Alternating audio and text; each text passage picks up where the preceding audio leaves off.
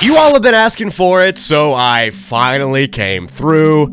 You're welcome. Today in this video, I will be explaining all of the backroom sub-levels that I've done so far. You all know what sub-levels are, of course. If you don't, they are the areas beneath main backrooms levels that are only accessed by going too deep inside of those places. Oftentimes, these sub-levels, they're a lot more uncanny, a lot stranger, and a lot more dangerous than their parent level. There's weird effects, there's traps, there's reality-bending effects, crippling anxiety, and of course, there's a few entities running around in these areas too. And over the last 4 years, I've gone over, well, a lot of these sub-levels, so here in this video today, I'm bringing them all together for your enjoyment. If that sounds cool, please leave a like. Please. That way I know to make more videos like this without more blabbering on from me. Let's go ahead and get into 2 hours of backroom sub-level explanations in order, by the way. Starting in the sub-levels from level 0 and working my way up. Thank you for everything, and I'll see you at the end of the video. If you make it that far. I don't know how long you're gonna watch for.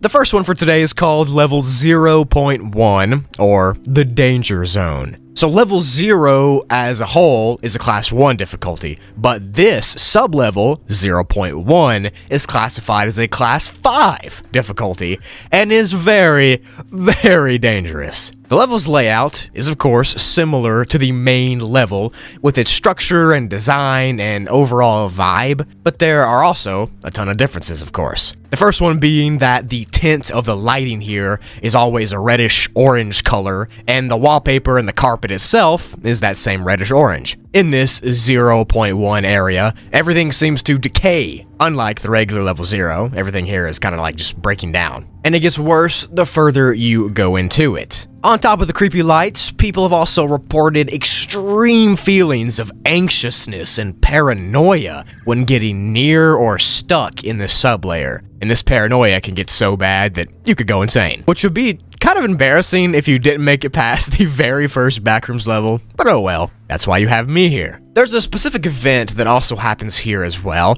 where at random times, every 4 to 5 hours, all of the lights will shut off and it'll go pitch black. There will be no light source. And of course, that's scary, but wait, it gets worse. Because during this light out period, entities seemingly crawl out of the cracks in the floor and the cracks in the wall, and they start to hunt. What are they hunting? You, of course. Most of the time, all a person can hear is a few grunts and maybe some glowing eyes and breathing until the entity gets right on you, and, well, after that, it's probably going to be the end of your journey. Good luck! In order to get to this sub-level 0.1, you have to crawl through a vent in the regular main part of backrooms level 0, and these vents are not always in the same spots. In fact, they teleport different places, but you might get stuck in the vent if you try to crawl here. Just don't come here. To exit the sub-level, you can find a glass door in the wall, and then open it up, walk through it, and you'll be sent to level 1.1. So if you want to skip an entire couple levels, it might be worth coming here, or it might not,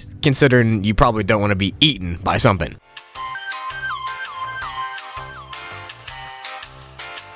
The next sub-level for level 0 is level 0.555, or the Blue Halls, which has an undetermined difficulty because it's dangerous sometimes, but it's also safe sometimes. As with all the sub-levels of level 0, the architecture is similar to the main level, except here, all the rooms and walls and roof and everything seems to be a deep blue color. On top of that, this section is very non-Euclidean and confusing. Way more confusing than the actual original level 0, or even more confusing than 0.1 from earlier. 0.555 just throws you for a loop. In these halls, there's random furniture and stools and everything like that. Typically, it's all broken, and other weird things are also broken, like bed frames and that kind of thing. Along some of the halls, there are pipes that are running parallel with the wall, and in these pipes, there's probably going to be liquid pain, so watch out for that, and don't touch it, because they're supposed to be hot. and you don't want to burn yourself. The blue lights here are kind of normal. They just buzz a little bit and are kind of calming, like a calming fluorescent sense. But there is a glitchy sound that's also around the entire level, which would get annoying after a while, and no one really knows where it comes from, but it's just a glitch sound. Now, this sublevel is thought to be very small, but since it's got non-Euclidean geometry and the layout like that, it actually seems bigger than it is. Deeper into the level, there's a tiny chance that you'll walk into a hallway or a room that has a broken ceiling. If you find that broken ceiling or broken roof, it can actually lead to a different part of the backrooms. Because in these spots where the roof is broken, there's like a purple sand on the ground under that hole, and above you in the hole is a black hole, wormhole type thing. It seems to be a teleportation to a different dimension, and it's not just a regular black hole, it's an entire purple void of sorts. If you crawl up in it, you'll find yourself in this purple, calming, ambient void with this relaxing aura around it. It's like a sleep deprivation tank, except everything is purple and relaxing. To be honest, I'd probably never leave if I found this. But if you do leave this purple void, then there's a chance you might run into a rarer part of the blue halls called the cyan halls, which are just like the blue halls, except the blue on the wall is lighter. This area is barren of resources and anything useful, to be honest, and you get trapped in the cyan halls if you come here, because when you turn around to go back where you came from, the path will be gone. So, nice. To enter this sublevel, you can find a small blue glowing vent in the regular level 0, and to exit, you can walk around until you find a blue exit door, open it, and it'll take you out. Probably to a dangerous level though. So yeah, would not recommend coming to level 0.555.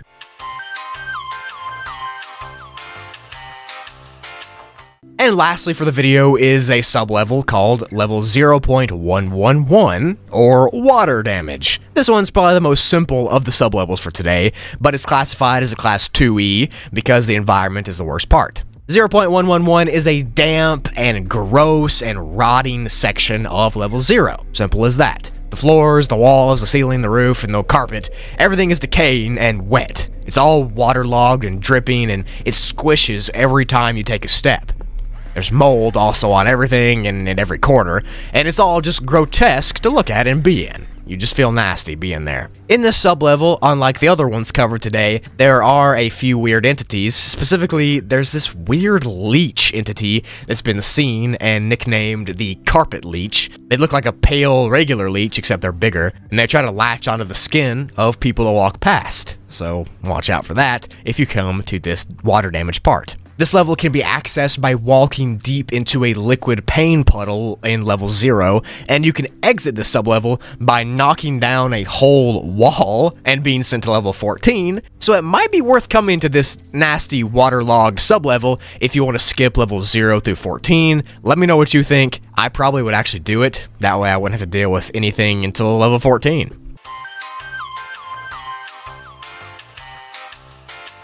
So first up for the video is level 1.1, or as it's nicknamed, Lurking Danger. That's always fun. The area is classified as a class variable difficulty, and is for a good reason. The level itself looks sorta like its parent level, the main level 1, but the biggest difference is found in the infinite portions of the sublevel. Parts of this zone look like an empty, unfinished office space with carpeted floors that haven't fully been completed yet, which kind of gives it this industrial appearance, almost like a mix of level 1 and 2. But the actual sizes of the office halls and rooms is where it gets pretty strange, because they can range in size from being big and behemoth-sized to being very cramped and claustrophobic. The floors in some of the parts of this sublevel actually aren't even carpet anymore, and instead they're just natural things like grass and sand, or even asphalt in some parts, which is obviously weird because there's no sun here, so how does grass grow? Now, just like the main part of level 1, there are actually resources here too, but the ones here are far more dangerous. For example, it's been found that some of these resources have been laced with liquid paint. Wow, that's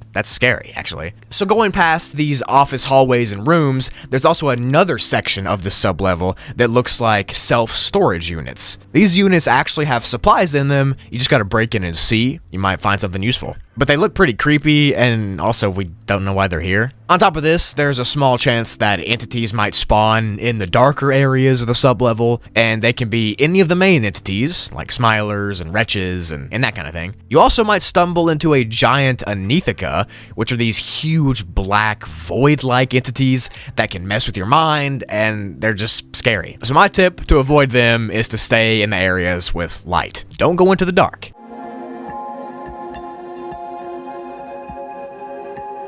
To enter this sublevel, you have to take a series of sharp turns in level 1's hallways to be sent here, and to exit, you can find a fire escape that leads down to stairs, go down them, and you'll be sent to the next level, level 2.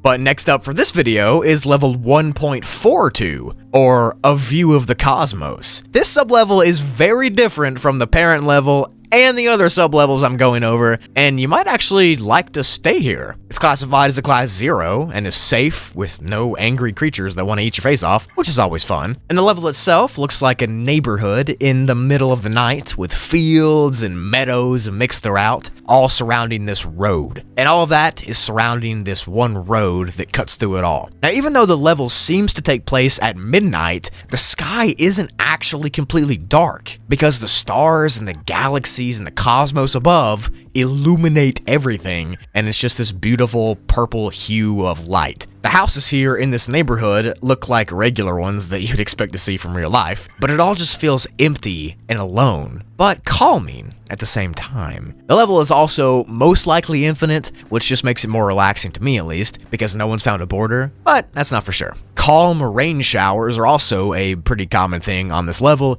and it seems that the rain is actually purple in color, just like most other things here are also purple. Off in the distance of the road, you can just faintly see a mountain, and if you follow towards that mountain, it's likely that you'll be taken to a telescope. And if you find this telescope, you can use it to get a better view of the sky, or a view off in the distance, or that kind of thing. Underneath this beautiful purple paradise, there's a system of tunnels that have been nicknamed the Galaxy Cave System. And they just look like a bunch of interconnected tunnels with huge pink and purple crystals sticking out of the walls. There's also a weird pink lake thing that's been found that's deep into the caves, which is cool as well. But back up to the surface of the level, some of the houses have been found to have almond water in them, which is cool, and others have beds and sheets that you can sleep in. And overall, this is probably one of the safest sublevels of all time, and you might just want to stay here forever. I mean, I might.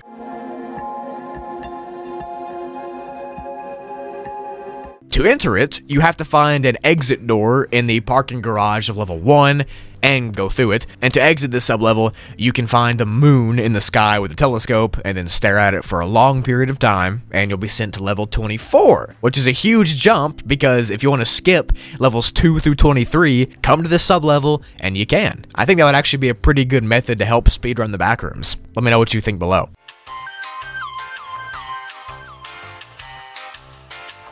The last sublevel for the video isn't so safe, sadly, but it's sublevel 1.5, or Decatophobia, or Decidophobia, which is pretty much the phobia of making decisions. It's classified as a class variable, and it gets more dangerous the longer and the further that you're here, so that's no fun. But the level looks like a series of winding corridors and staircases that connect. The entire level is made out of cement, which is just plain and not broken really, it's just ugly looking concrete, and any attempt to break the concrete has failed. There are thought to be around 10 floors and corridors to this sublevel, and when you get here, you'll be on the top one. The goal is to work your way down the different staircases to get to the bottom for the exit, but that's going to be pretty hard to do, considering if you go down one staircase, it might lead to like 10 other options, and you could pick the wrong one, so you better be careful. And behind some of the doors on this level are just other staircases, so it can get really confusing if you don't know where you're going. But there is a pretty decent map of the level on the article, which is in the description below. Go check it out if you want to see that. Just know that most of the staircases are terrifying to go down to. Entities can also spawn here, shocker, in the darker spots, and they hide around in the staircase corners and below, just out of the light reach, and they normally use surprise attack methods to attack their prey, which is you, in this case. You're the prey. But my tip for surviving this is to just use a flashlight to try to shine down every dark corridor you go down so you don't get taken by surprise. But to be honest, we have no idea what all is lurking in the corridors, so good luck trying to escape the maze of stairs. So the normal level 2 is just a huge expanse of dark, gray, concrete maintenance tunnels. The tunnels have pipes in the walls, and they typically are claustrophobic and hot, and there's loud sounds happening around you. But you probably already knew that, because you're a Backrooms pro if you're watching me. But I guarantee that you didn't know that if you wander deep enough into the tunnels, you can find an entrance to sublevel 2.1. So sublevel 2.1, or the Steampunk Corridor, as it's been nicknamed, are classified as a Class 5 rating and is unsafe, unstable, and just overall not very fun. The main level 2 is way safer than level 2.1, and it's a Class 2. This one's a Class 5, so it's way worse. You must have really bad luck if you get sent here. Anyways, level 2.1 looks like a huge corridor that's very industrialized and machinified. There are appliances and pipes and wheels and steam and everything like that. Everything you'd expect to see in a steampunk area here. There's also machine noises and vibrations and loud noises and that kind of thing,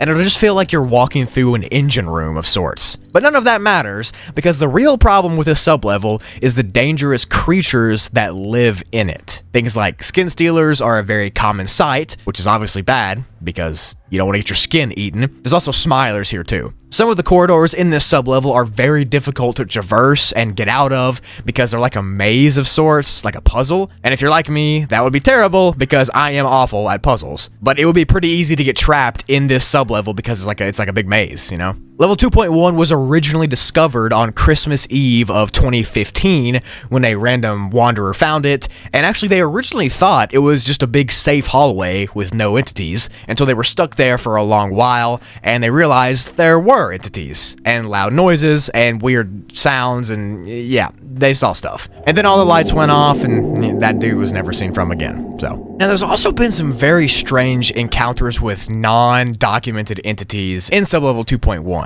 We don't know much about them, but the original person who got sent here was attacked by something that they probably didn't know what it was. So that's pretty terrifying to think about. The entities that are 100% documented to be here are skin stealers, smilers, facelings, and insanities. So pretty much the more dangerous main Backrooms entities. And they do mainly come out of the dimly lit areas. So if you do come here, just avoid the areas with less light and you'll be pretty good. This sublevel actually has several entrances that are not from its main level, which is unusual because most sublevels you can only get to them from the main level. But for level 2.1, there's been entrances from level 0 all the way to level 8. So yeah, but to exit, you'll need to find a window that shows the fields of level 10. The wheat fields you all know and love, and once you see that, jump through it and you'll be sent there. This one's not too bad, it's just pretty dangerous if you get stuck there for long enough. And if you don't like loud noises and machinery, then you won't like this level.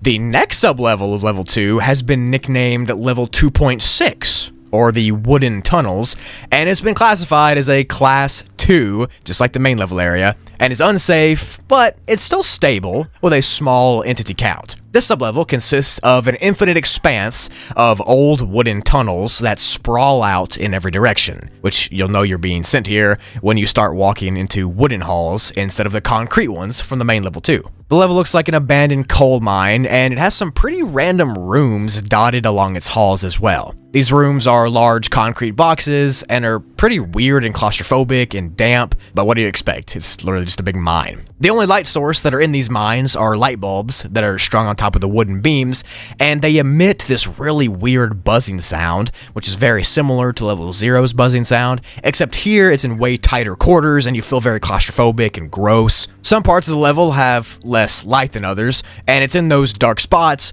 where the ground is more crumbly and there's more entities and there's sometimes water and decayed materials from above. It's where it gets more dangerous. You know the drill, just avoid the shadows. There are also sometimes huge chasms that open up and connect to other tunnels, but between the two tunnels will be massive ravines and things like that. And whatever you do, don't fall into a ravine, because who knows what's down there at the bottom. I mean, it could be a giant monster or giant... Who knows? We don't know. It's terrifying to think about. Now, this sublevel also has a few very unique anomalies that happen to it as well. The main one is the sound of distant machinery noises, like mining equipment and electrical equipment. Even though the mine is obviously abandoned, you can kind of faintly hear noises still. Then there are those weird concrete rooms that I mentioned earlier. They can have basic amenities like beds and sinks and food and water and even kitchens sometimes, but it's just weird that they exist here. Like, why would concrete boxes be in a wooden mine in level 2 of the backrooms? Then there are also some random mine carts that you can use to travel around the level. You better hope though that the railings don't run off into a ravine or they don't go into like a bone thief den, because then it will be literally over for you. And the last anomaly is that you might run into some flooded mines. And these sections are really gross and dirty, and they can be very dangerous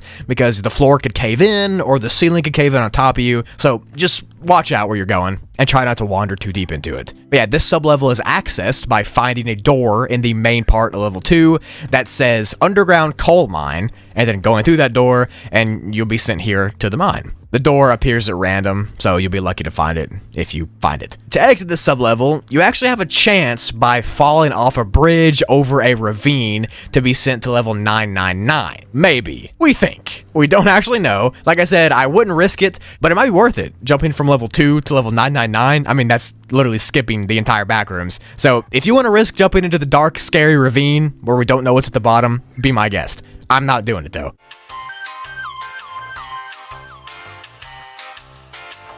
The last sublevel for today is a very strange one that really isn't that big. It's more of an anomaly with the main part of level 2 and less of a real sublevel, but this sublevel is sublevel 2.4, and it happens when sometimes the regular old industrial hallways of level 2 will start to transition into these complex hallways of brick. These hallways will have industrial lighting and weird gates and sound and electrical outlets, and they'll all be separated and chunked up very weirdly. There's also a bunch of random metal doors in the halls in these areas, and if you open the door, you'll just be led to more concrete halls and more metal rooms, so it's kind of like an infinite maze in a way. Some of the rooms and hallways have supplies in them, and some don't. Kind of just depends on your luck. But yeah, level 2.4 are just these random metal doors that lead to more concrete halls. Nothing too special, but it's still a sublevel, and this is a sublevel video. So yeah, that was it for the 3 sublevels today. I hope you enjoyed them. I think the scariest one, in my opinion, is that first one in sublevel 2.1.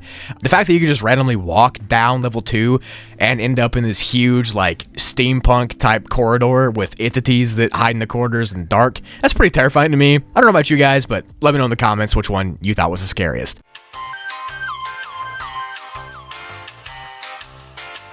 So before we hop into the sublevels, I'm sure you all remember the regular level 3, or the electrical station as it's nicknamed. The main level's already classified as a class 4 difficulty, so it's pretty dangerous as it is, but the level's made up of a bunch of winding, dark hallways with electrical wires and grids and prison bars everywhere. I'm sure you all knew that. Obviously, if you watch me, you do. But did you know that if you travel deeper into the level, you'll run into sublevel 3.1 eventually? So sublevel 3.1, or the Space Complex, as it's been nicknamed, is a very anomalous set of hallways and corridors and rooms found deep inside of level 3. It's got a classification of class 4, so it's still very dangerous and very unsafe to travel in. And it's made up of a bunch of rooms that are filled with different types of machinery, electronics, and that kind of thing that all revolve around space. Or spaceships. The technology is very human looking, and it often takes the form of large, clunky objects, like something you'd see in a NASA lab from like the 60s. The rooms themselves here are made entirely out of white walls and clean and shiny floors, with bright lights shining from above, which directly counters the regular level 3's dirty halls and dim lights. And this entire level just has a very industrial type of vibe to it, almost like something's being manufactured. All of these space-themed rooms are directly connected by a set of hallways that are very long and very narrow. The hallways themselves are lined with pipes and copper cables, which might have some sort of electricity running through them, we don't know. And these pipes lead to the different rooms. And the actual rooms themselves can vary depending on how deep you get into the sublevel, meaning that some of the rooms are small and some of them are massive. like stupidly big. The smallest rooms tend to have just control panels and knobs and nozzles in them, or just small labs and offices. But then there's the larger rooms that have massive space tech and high ceilings, and they kind of look like warehouses. And then past that, there are even bigger ones that look like massive rocket silos that are just shoved into the wall. It all depends on where you explore and where you go and how far you want to. The machines and all the electronics here in this sublevel seem to be fully operational. They work fine. However, if you attempt to break something here, a pair of robotic-like hands will drop from the ceiling and will instantly start repairing whatever you broke. These arms and hands are usually passive, but if you touch them or if you disturb them somehow, they might get a little feisty and try to fight you off. One unique thing about this sublevel is that it is a gold mine for fire salt, which is a highly explosive crystal that can be used as a weapon in the backrooms. I made a short about it if you want to check it out. You can also find other objects here, like almond water and some kind of tools as well. The temperature on this sublevel is actually pretty cool. Considering how much machinery is moving around, you'd think it'd be hotter, but it actually stays at around 65 degrees Fahrenheit, or 18 degrees Celsius,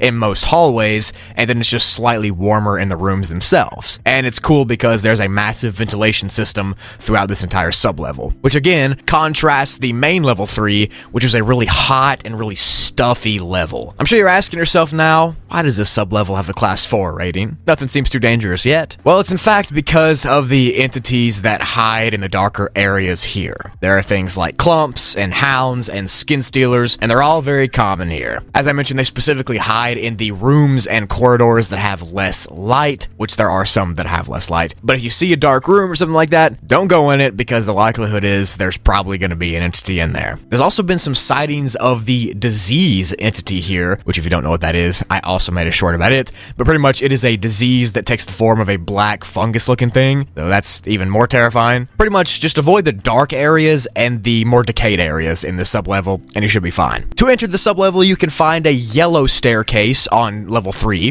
which will lead right down here to level 3.1, but once you walk down those stairs, you can't walk back up, so just know that. And to exit, you have to re-find that staircase somewhere else on this sublevel to walk back up to level 3, and then you can exit from somewhere there. This isn't a bad sublevel, just avoid the entities and avoid going too deep into it, and you should be pretty okay.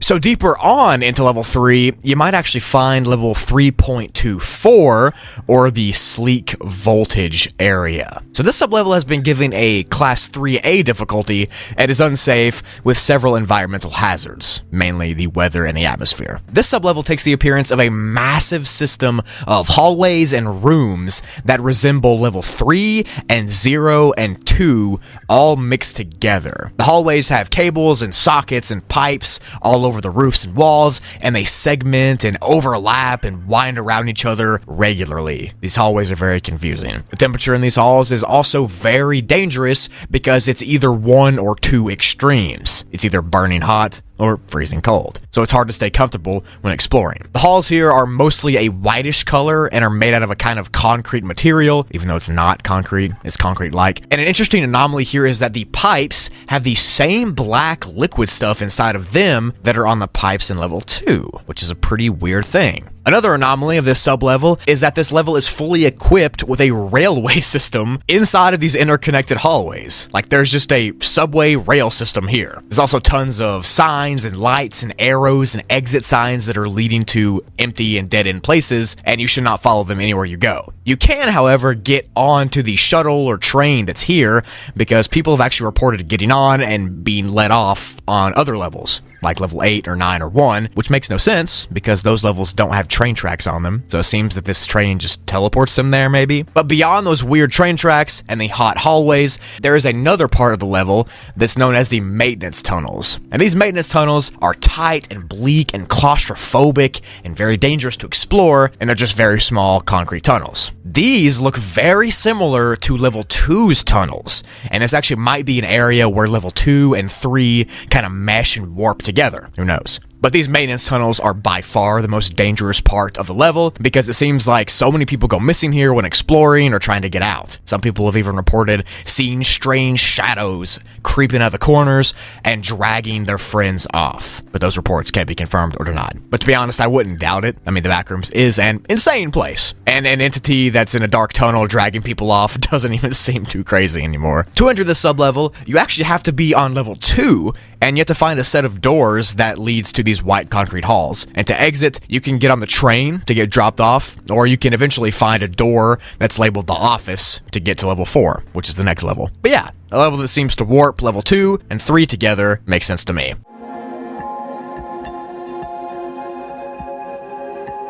This one is level 3.3, or the computer offices, and it's been given a class 0 difficulty, which is a nice change of pace from these other ones that are gonna eat you. This sublevel is made up of randomly segmented corridors and rooms that look like offices with computers in them from the 70s or 80s or 90s. Some rooms seem to be infinite, others are quite small, but all of them have that same old computer lab type of vibe, with the desks, the computers, the chairs, and all the other stuff you find in an office being there. The only thing that's not here is windows, which is fine because that fits the theme of level 3 since none of the sublevels have any windows. The computers here are actually fully functional, although they're slow because they're old, but they connect to a Wi-Fi signal, which is actually said to be the strongest Wi-Fi signal in the Backrooms here. So if you want Wi-Fi, come to the sublevel. Outside of these rooms, in old office buildings hallways that all connect the rooms together. In the hallways, you actually might find a vending machine or two, or a kind of lobby area or two that you could chill at. But other than the computer labs and the server rooms and the hallways with vending machines, there's nothing else to this sublevel. It's not too big, it's pretty small. The only thing is, it does give off that eerie, liminal, lonely feeling, but I mean, so does all the Backrooms. But if you're a lucky person, this is the sublevel that you'll be sent to, and not sublevel 3.1 or anything like that. There are no entities here, and to enter, you have to find an elevator on level 3 and take it down to here, which is pretty rare by the way, so good luck. And to exit, you can find a door that's labeled the office to get sent to level 4, which is the next level, as I said last time. But I think honestly, I'd be staying here for a little bit longer. A chill computer lab that goes on forever, with vending machines and cool hallways. I mean, what's not to like about that? Level 4.3 is classified as a class 2 difficulty and is unsafe with a low entity count. We're starting off the video with the safest of the sublevels. It just gets crazier from here, you're gonna want to stick around for that. But this level has been nicknamed the Cubicles by people who have explored here, and you'll see why in a second. 4.3 is an endless office complex with looping rows of cubicles stretching out for miles and miles. Each little cubicle seems to contain a black office chair, pencils, sharpeners, papers, tables, and computers of some kind. The computers seem to be old, kind of like a mid-1900s style cubicle, and there are also food and drinks in the refrigerators scattered throughout the level. There's mainly just almond water inside these refrigerators. The walls of the cubicles are flimsy and can easily be broken, and a white misty fog seems to constantly be dispersing itself throughout the level. This mist comes from an unknown source, and it doesn't really do anything that bad, it kind of just makes it humid. The ambience of the level is a calm and empty vibe. Random sounds of paper shuffling or pencils writing can be heard while you're walking around this office, and sometimes you might even hear a soft rumble of thunder or a rain shower outside of the building. It's just a very chill, empty space. Alongside the office spaces, there are a couple other rooms that spawn here, like meeting rooms and private offices and bathrooms and hallways and that kind of thing. It's really just its own self-contained office building. The level also seems to be unnaturally humid inside, which is different from a lot of Backrooms levels because this one takes place inside of a building and is humid. And along with this mist, there is a mold that is very common to see here. Other things like mushrooms are also a common sight to see inside of the level, and it's because of this humidity that causes them to grow through the moist carpet. Lots of them have been seen sprouting out through the darker corners of the level, and this mist just feels really thick sometimes. It kind of makes it hard to breathe. It's just sort of off. We still don't know if it's dangerous per se, but as of right now, travel deeper into the level at your own risk. And you remember how at the beginning of this I said that the level is unsafe? And it's mainly because of two reasons. One is that there is an occasional entity that might spawn here, like a skin stealer or something like that, or maybe a death moth. But the other reason is that there are a few psychological effects that this level gives people when they get sent here. For example, it seems to increase work ethic and energy while you're inside the bounds of this level. And it's because of these effects that wanderers are inclined to stay here and not leave. They're kind of trapped in this endless cycle of doing tasks. Random, menial, useless tasks. Like sharpening pencils, typing stuff, cutting pieces of paper, that kind of thing. For some reason, this level gives you the intense feeling to do that. And it traps you here doing that forever, in a never-ending cycle of job. Some people might relate that to the real-life rat race, but that's just a thought. Now this sub-level has another effect that a lot of other levels tend to have, and it's that if you walk deeper and deeper into the level, you'll notice some things that are starting to decay and look older the deeper you go. And you've heard this a lot in other levels. It just seems to be a thing that the Backrooms always does. But eventually there will be more mold, and there will be less light, and it'll just generally get more dangerous. And eventually, tufts of grass and leaves and flowers will start forming in the halls and the cubicles, and everything will be overtaken by foliage. Eventually the entire walls will be foliage and you'll just be walking straight through grass. So just don't walk too deep into the level, that way you can avoid not walking through a jungle. So yeah, pretty much this is a sub-level of an infinite expanse of office cubicles that eventually get more and more decayed. It also gives you feelings of high energy and wants to trap you here doing random jobs forever. Sounds fun to me.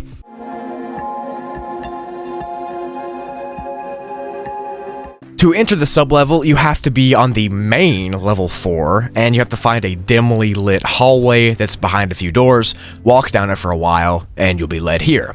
To exit, you can find a faceling on this level, and punch it in the face. That's crazy, and you'll be sent to level 11 if you do that. That's the only exit I'm gonna tell you. But there are like 4 more, just do that one. Punch any faceling you see. But this one was safe enough and calm. Then the next one throws all that out the window, I'm gonna be honest. Viewer discretion is advised. If you're squeamish around like organs and stuff, you might not want to watch. But if you're kind of weird like me and you want to watch, let's get into it. Backrooms level 4.4 is classified as a class 5B difficulty and is very unsafe for human life. And it has several environmental dangers. Now I'm gonna have to censor a lot of stuff in this part so YouTube doesn't strike me down where I stand, so just bear with me and try to enjoy it. Level 4.4 is very similar to the regular level 4. It's almost like a copy, pretty much. There's open office rooms, there's hallways, there's dimly lit corridors, and everything like that. Except there are 2 huge glaring differences that you'll notice very fast. So this sublevel is way smaller and less expansive than its main counterpart of level 4. That's the first difference. The other difference is that it has a reddish hue to it. Now what do I mean by this reddish hue that's all over the office walls and floors and ceilings and everything? I'm talking about this red juice that's just splattered everywhere. This red juice. So level 4.4's walls and floors are coated in this juice, and the entire level is trashed. The tables are flipped upside down, the chairs are thrown everywhere, there's huge scratches on the wall, and everything is ripped and torn to smithereens. Even the wallpaper itself is just falling off. We have no idea how all this stuff happened, and the source of this carnage is unknown. It's just a gruesome sight to see.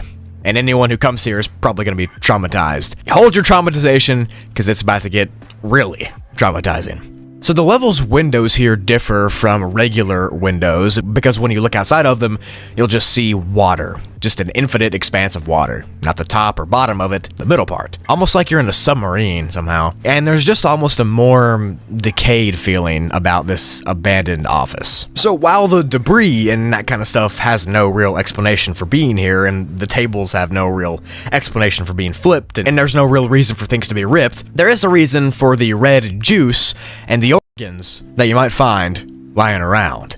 You see, when a wanderer gets sent to this sublevel, or when they accidentally find themselves here, they are filled after a time with an intense and uncontrollable form of red juice lust, or blood lust, if you will. Hopefully YouTube doesn't censor that. Which is pretty much where a person becomes extremely dangerous and reactive and volatile. It's self-explanatory. You just get really angry, you see red, all you want to do is slash and grab and end whatever you see. And this lust will cause wanderers to be uncontrollable and to attack others, or their friends or whatever, at random. They will literally just run after and pounce on any person that's there or near, and they'll always want to do this. They'll always have that drive. And if there's not anyone there, then the wanderer will bang their heads on the walls and, claw the carpet and chew on their own limbs and off their own digits, that kind of thing. They care nothing about anything but attacking and consuming, so they just don't even care what happens to their own bodies. They're running around hurting themselves,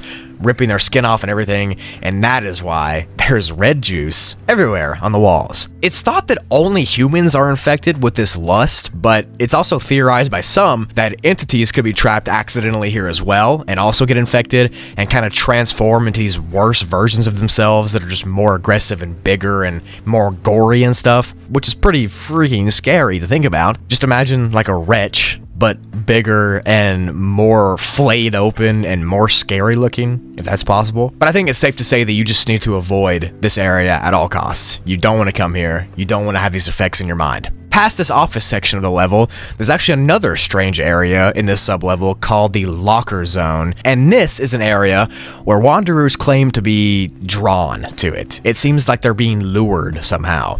But you should avoid this and not go there. One, because the longer you're in the level, the more you're going to get filled with the lust and craziness.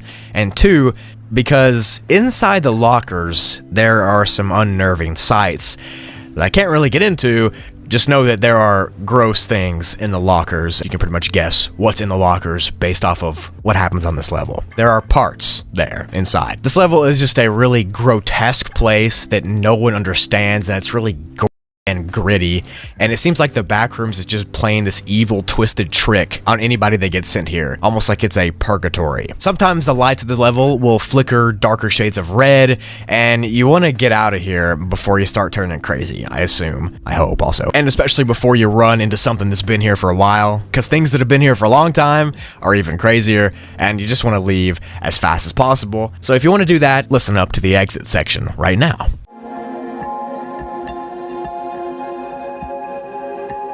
So to enter, you have to interact with a body on level 4.3 just by no-clipping through it. But note that this normally happens accidentally when people are kneeling down to inspect a body that they see on a different level. So when they're doing that, they accidentally no-clip here and get sent. That makes it scarier to me because they don't want to come here. They get sent here accidentally. To exit, you have to run to the nearest window that you find and no-clip through it at all costs to be sent on to level 7. And it's thought that somehow these levels 4.4 and 7, are connected since there is water outside of these windows here, but we don't know for sure. It's just a guess. But yeah, this level, avoid it. This might be the most dangerous and volatile level inside of all the Backrooms, and it's in a sub-level of one of the safest levels. It just goes to show you always have to watch out where you're going, always make sure to check around the corner before you go, and make sure to not accidentally no-clip here, unless you want to end up trapped. That's a crazy thing, running around, clawing stuff, and bashing your head around. You don't want to do that, trust me.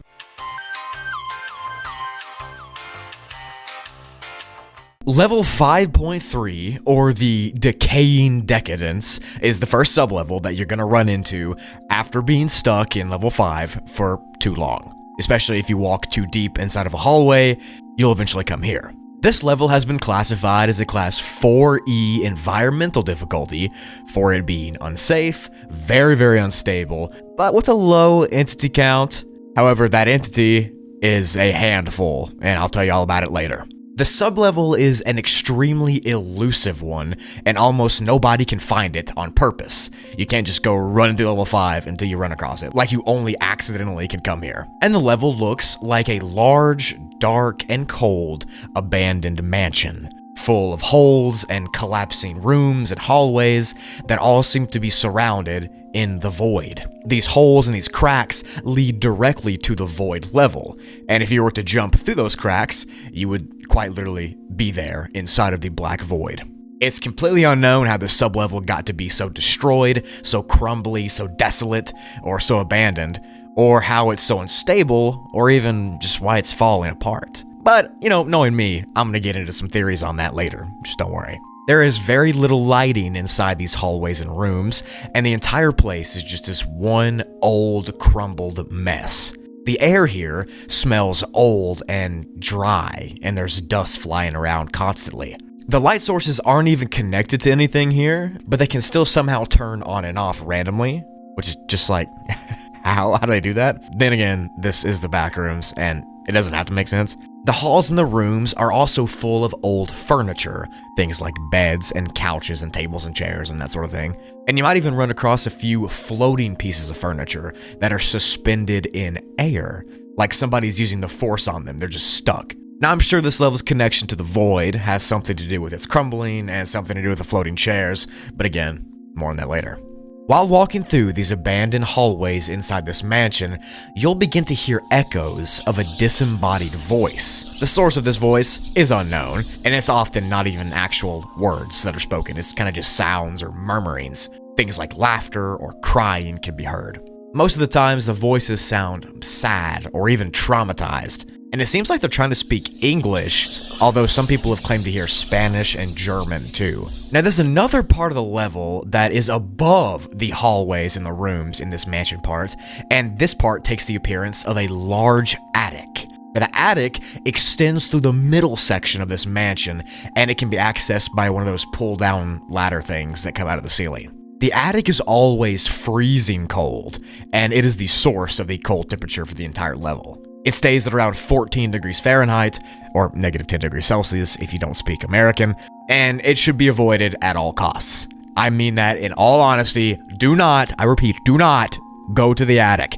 Inside the attic, you'll find broken glass and boxes and just a tight, cramped environment. There's non-Euclidean geometry up here, so if you're trying to walk or crawl through it, you're eventually going to end up where you started, and you cannot just go straight in a linear path. The low temperatures and the broken glass are actually not the real reasons that you should avoid the attic, because lurking around in this attic is an entity known in the backrooms only as Cold. Now, this Cold entity is a humanoid-esque entity with purely white skin, very elongated limbs, and a triangular head that is shaped almost like Phineas's head from Phineas and Ferb. Cold can seemingly teleport inside this level, and it'll teleport near a wanderer only if the wanderer knows of its existence. So now that thousands of you know about Cold, it can teleport to you. I'm sorry, I had to tell you. I couldn't keep it in any longer. Once Cold captures its prey with its hands, it'll use its sharp triangle face to headbutt and to stab that prey in the face. And then after that, it'll drag the prey back to the attic to do whatever it does with it. Eat it, or I don't know. Cold is very smart, and it knows the level very well, so if you're going to get stuck in this level at all, you're going to need to find an exit ASAP to avoid being spiked by Cold's head. Now, other than Cold, there are not really any entities in large numbers. You might see a Hound or a Smiler, but other than that, you're not going to see anything. Cold's background and story is virtually unknown, and only a few encounters with the entity have been reported, so tread lightly when walking on this level. There are no colonies here, since it would pretty much be impossible to form one, since the entire level is crumbling and there's a decaying vibe, plus Cold wouldn't like that. To enter the level, it's literally just luck-based. You can just randomly be walking around level 5, and you'll get sent here by accident, or you could just walk too deep into a hotel room inside the level, and you could be sent here. I don't know what to tell you. Now, to exit, you can walk in this level into one of those void pits where everything's cracking, and you can go there. Or you can do the actual good exit and find an old phone lying around in the rubble, touch it, and you'll be sent back to the regular level 5. And this is the most common and most safe and most reliable way to leave the level. So yeah, this level 5.3, is this crumbling mansion full of strange old artifacts, weird rips in the space-time continuum, openings to the void, and a strange entity that lives in the attic. Probably one of the best sub-levels I've read, to be honest. Leave a like if you enjoyed that one too. The next sub-level of number 5 is very interesting, as if the last one wasn't interesting though. This sub-level's name is EX-2, or EX2. the Terror Look Hotel. And it seems on the surface to be a mirrored version of level 5, taking the appearance of an older, empty hotel. The level is very desolate and is decently small, but still pretty sprawling. It's small on the scale of Backrooms levels that are infinite and stuff. Its lights constantly flicker and turn off completely, and the entire area just seems like something you shouldn't see. This sublevel is non-Euclidean, and of course this makes it hard to navigate because of that, and this effect also means each hallway and each room will be different from the previous one you were in, which creates this jumble of complex that you have to keep walking through. EX2 is also strangely connected to the Void, just like level 5.3 was, because if you're walking here in these empty halls, you might run across a fault or a crack, or a wall missing, or a door missing, or a window missing, all of which are exposed directly to the Void, which I think is quite strange that several different sublevels of level 5 are connected to the Void. Coming from these Void openings, you'll hear a soft static buzzing sound, as well as some of the furniture here in this level makes that soft buzzing sound. We really don't know why, but it's thought that touching that furniture could send you into the same Void as well.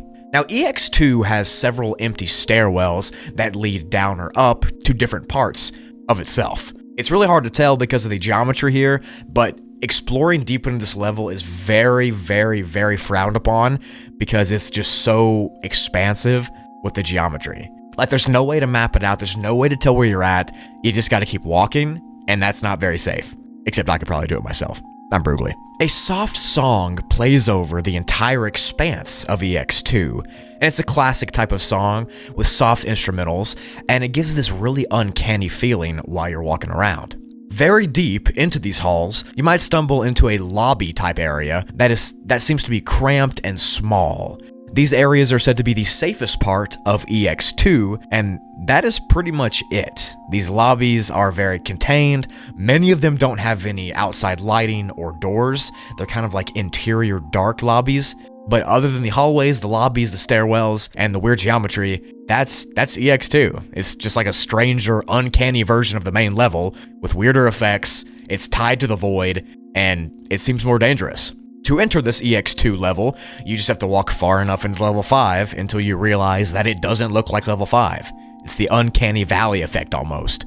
To exit, you gotta walk around until you get sent out. That's pretty much it. There's no real way to exit. You just have to walk and walk and walk until you find some way out. That's all I can tell you. Good luck!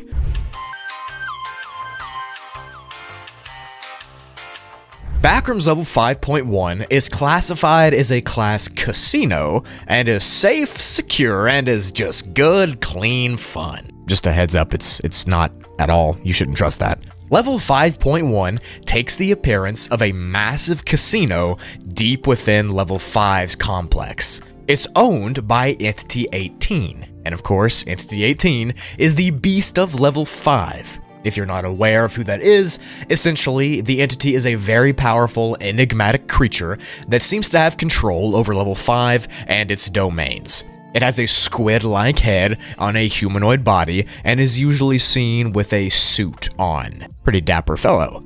Anyways, the beast of level 5 runs this casino. Level 5.1 is accessed through the Beverly Room in level 5, which is this massive ballroom with a table in the middle. So when you get to that room, you can walk around, and you'll know you're going to see it because of its grand entrance. Level 5.1's opening looks like a large Vegas-style casino, with doors and lights and neon signs on the outside. The front sign has the letters TH on the front of it, and of course that means Terror Hotel. The hours of operation are listed on the front doors, and it's open for 16 hours and closed for 8. Which is pretty interesting, I gotta say. Who's working a 16-hour shift? You'll kind of feel drawn into the casino when you get near the entrance. It's almost like an addiction. And when you walk into the casino, you will see a ton of different things. You'll see roulette tables, you'll see cards, you'll see dice, you'll see slot machines and pool tables, and literally anything else that's in a real-life casino. It's all here. Now, obviously, the Backrooms doesn't have the standard currency like the US dollar or the euro or anything like that, so in order for these games to work, you're gonna need to know a few things. The games in level 5.1 run off of a coin-like object that almost looks like a poker chip. You can get some of these chips by bartering with the staff that is on duty inside the casino. You can trade things like almond water or royal rations and stuff to get more of the chips, and the more of the chips you have, the more games you can play. Each chip has a different value depending on their color, and in the casino, red chips are worth $1 of gameplay, blue chips are worth $5 of gameplay, yellow chips are worth $10, and green are $20. And each different game will only work based off a certain amount of money. For example, simple games like slot machines and stuff like that will only cost 1 red chip. But other games that have higher stakes, like dice or roulette, will require higher value chips, like a yellow or a blue. It's been rumored that there's actually chips that exist worth $50, but no proof of that has been found, and the rumor comes from a story. It's a story about a man who was able to trade something for a purple-colored chip. The chip had a number in the very middle of it, and each time this man played a game, that number would go up or down if he won or lost. At first, he was winning games and the number was going up, and then he hit a very unlucky losing streak, and the number would go down, eventually hitting 0, and what happens in the next part of the story isn't known. But the man was never seen again, and no one's ever heard of him again, so who knows? There's theories I'll talk about later though. While exploring this casino, you'll be able to hear the sounds of the other guests playing the machines. The calm ambience of music, the carpeted floors underneath you, and the entire place is this weird liminal space thing because it feels so much like a casino from real life, but it also is uncanny in a way because you know you're not in real life. If you've ever seen the Percy Jackson movie from the early 2000s when they went into the casino, that is how level 5.1 feels. It's like a break from the horror of the backrooms, but it's actually not a break at all. It's still very scary. The chips here also act as a sort of reward or currency for winning games. If you play a game that costs 1 blue chip and you win 6 red chips, the 6 red chips will be dispensed from the machine and you'll have 1 more chip to use. That's how the game works. If you ever want to leave the casino and get out of the level, back to level 5, you're gonna have to trade your chips in for various prizes and objects. You can trade for memory jars and babble balm and maiden's ink and almond water and royal rations and many objects that are backrooms related and many other things like shoes and t-shirts and stuff like that. Doing this acts as like your payment for paying the casino. The casino itself is actually relatively average in every aspect. Like I mentioned earlier, there are lights and there are games and there's the constant blaring of noises, there's cheering and laughing and screaming from other people who have won, and all of this will give you that feeling that you want and need to play the games here. You'll get more and more drawn into it the longer you're stuck here. The aroma of alcohol is present throughout the entire casino, and the entire vibe is entrancing, and it just gets you more and more addicted to playing. What really sets the casino apart from real-life casinos is the nature of the games inside. Wanderers who have been in and have played these games say that they're rigged for you to win or to lose, and they're perfectly engineered to let people win just enough so you keep playing, but also lose enough to where the casino makes a profit still. Some even say the machines will malfunction so you lose your turn if you win. These are just rumors though, they're probably not true. Wink wink. Aside from the games and the gaming area, the casino has other places, like a bar and a pool room and that kind of thing. And those sorts of things. The bar has a massive food and drink menu, and it is run by an entity known as the barkeep. Any food and drink that is served here is not name brand to real life. They seem to only be available in level 5.1. The drinks have been described as very strong and very pleasant, and the food is also supposed to be amazing. It ranges from simple bar dishes like mac and cheese and onion rings, up to things like filet mignon and steaks and stuff. It's all supposed to be the best thing you've ever eaten, and in order to get this stuff, you have to use the chips you won. Now, running this casino is a unique array of staff members that are all very strange and unique, and this is when it starts to get kind of scary. Obviously, there's the barkeep, who runs the bar and the food part of the level. He's known to be kind to wanderers, not overtly aggressive. He's conversational and he likes to get to know patrons. He's not a human, he's some sort of amalgamation of human parts and casino parts. And as a matter of fact, all staff members here seem to be that way. They kind of look malformed and misconstrued accidents. You'll see what I mean in a second. The manager appears to be a former researcher from the Backrooms, named Louis. Louis is very ingrained in the Terror Hotel lore because he was the first person there at its opening. Now, Louis is not Louis anymore, and he seems to have been amalgamated and transformed to have pool sticks as his arms and his eyes made out of billiard balls. Louis has no recollection of his former life as a research assistant and explorer, and now he lives his days managing this casino as some horrifically twisted version of himself, with grotesquely shoved in pool sticks where his arms used to be and billiard balls shoved into his eye sockets. Any attempts to interview Louis result in nothing, because he usually gets confused and goes back to playing games. There's other staff, like Billy. Billy is a humanoid casino piece, with a body of a billiard ball and legs of pool sticks. He's usually passive as well. These entities are very misunderstood, no one really knows anything about them, and because of this, no risky behavior should be tried when encountering them. And of course, the Beast of Level 5 runs and operates the casino. He's been known to gamble and to challenge some winners of games and wager huge riches if that person wins. And if they lose, they have to become a member of the casino staff. Losing, of course, means you'll be mangled and twisted into these weird casino shapes. Like Louis had the pool stick shoved into his arms where they used to be, and their arms are cut off, and his eyes are taken out and billiard balls are shoved in. So if you lose the game with the beast, you get turned into something like that. And as you can expect, no one ever wins. It's unknown if the Beast Level 5 uses the casino just for getting more victims and torturing them into this misfigured shapes, or if he's just a genuine businessman. We can guess it's to get more victims though.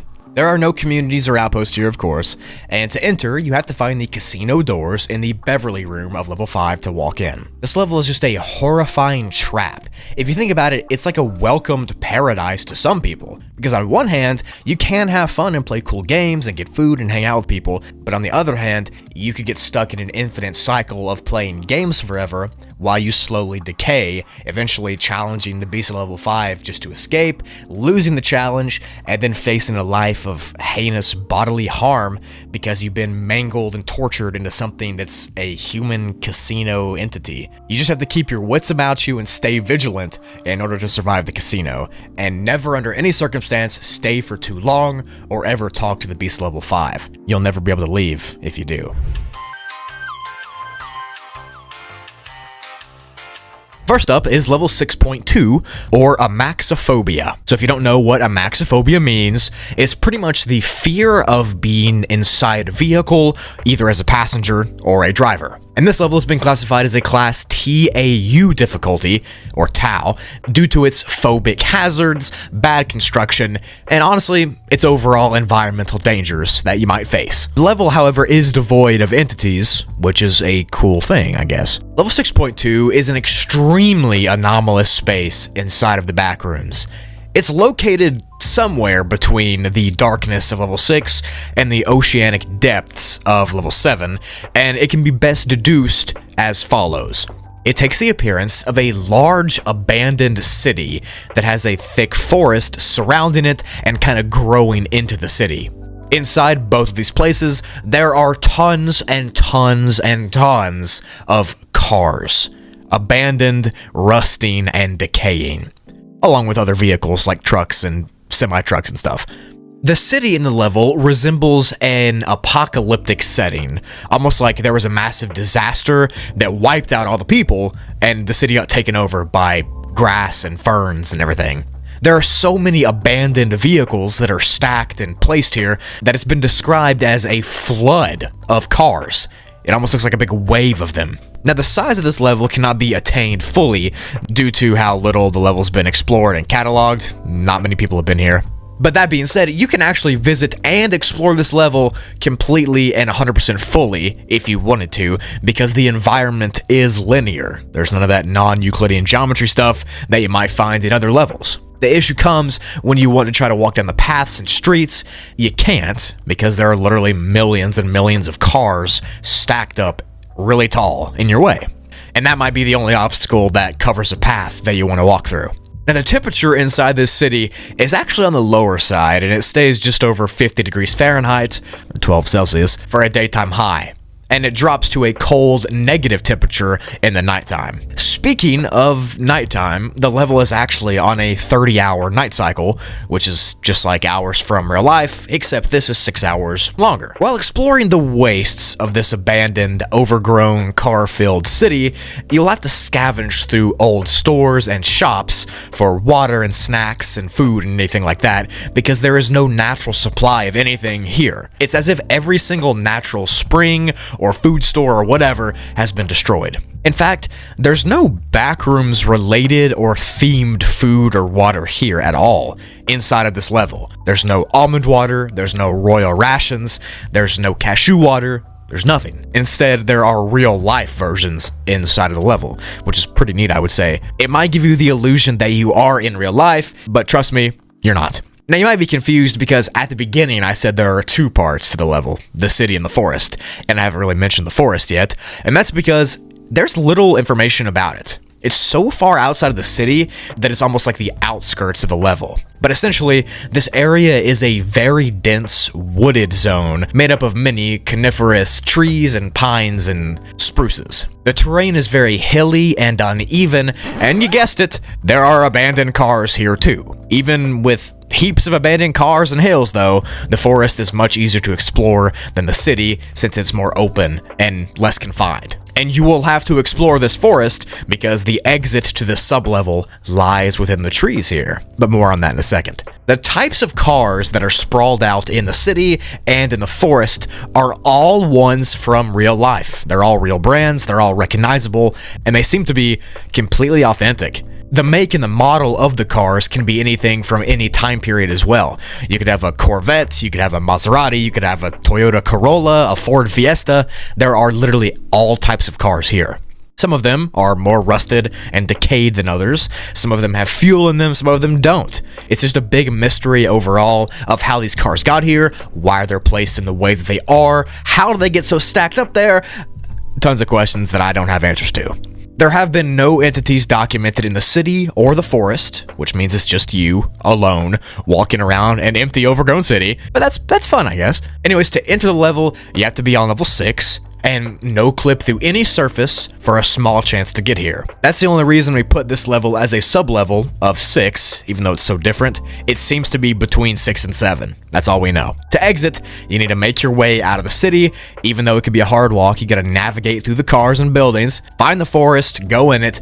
Once you do, you'll find a randomly appearing door in an arbitrary location deep inside the woods. Once you do that, you can open it up, and you'll be sent on to another level. I really like this level. It's a classic Backrooms liminal one. There's abandonment, you're alone, it seems post-apocalyptic, there's no creatures. It's awesome. On to the next one now. Level 6.3, or the Blackened Catwalk, is another sub-level of level 6 that I find pretty dang interesting. It might actually be the most depressing Backrooms level that I've ever gone over though, so if you're afraid of isolation or anything, you might want to not watch. It's been given a survival class difficulty of class Gamma for it being unsafe and not secure due to gravitational hazards and isolation, but more on both of those later. The overall appearance of the level is that of an outdoor pathway catwalk type area made out of majority metal that stretches out for as far as the eye can see. The environment that this catwalk is in is unknown because it's shrouded in complete darkness, and the only light here is those dimly lit streetlights that you might walk past. The weather in this level is constantly dark and cool and rainy as well, which gives this soft drizzle at most times. Everything being pitch black and nothing being visible except this infinite path in front of you gives many wanderers feelings of loneliness and depression, because it's just you stuck on this small pathway forever. Also, gravity on level 6.3 is about 33% of what Earth's is, which means that you could just jump around with no fall damage. But it also makes for some interesting dangers that you probably don't really think about. Apparently, low gravity can cause damage to the human vascular system, which could lead to circulatory issues down the road, especially after prolonged exposure of being stuck on this pathway. You know, our bodies are not built for less gravity than we have, so they kind of freak out physically if you get stuck here. Level 6.3 has no day or night cycle, but it seems to constantly be stuck in one specific time. Literally pitch darkness. giving it this eerie, out-of-reality feel. Now, since the level's always raining and there's less gravity here, level 6.3 is in a constant state of instability, and it looks like most people think it's going to collapse in on itself and crumble in the coming years. So if you want to visit it before it collapses and crumbles and is no longer a level itself, you're going to have to do it right now. There are no entities here, which is cool, just the dangers of the low gravity that might, make your cardiovascular health worse. But the real danger comes from the isolation and mental effects that it could give you. This is the same for many Backrooms levels, but even more so for this one because it's so hard to escape and you just have to continue walking in a straight line. It's so monotonous and lonely and dark, and there's no visual stimulus that you can see. It's just really lonely. You're in utter darkness forever, with nothing but the sound of soft rain on your head. And because of this, you might actually experience hallucinations or something like that after being stuck here for so long. If you, for some reason, want to come here, you're gonna have to be in level 6 and no-clip through a cold part of the level. So if you feel it get cold, you can no-clip through a wall there or something. To exit, you're gonna have to do something pretty difficult. You're gonna have to meditate into a no-clip, which pretty much and allegedly means you have to clear your mind completely till you get the ability to no-clip to a different level. This is extremely hard to do, especially since you're isolated and all you have are the thoughts in your head. You have to empty these thoughts completely in order to do this. But yeah, like I said, this is a very sad level. It's so isolated. It's just a catwalk through darkness for eternity. Now, if you don't like people, this is like heaven to you. But if you do, you're screwed.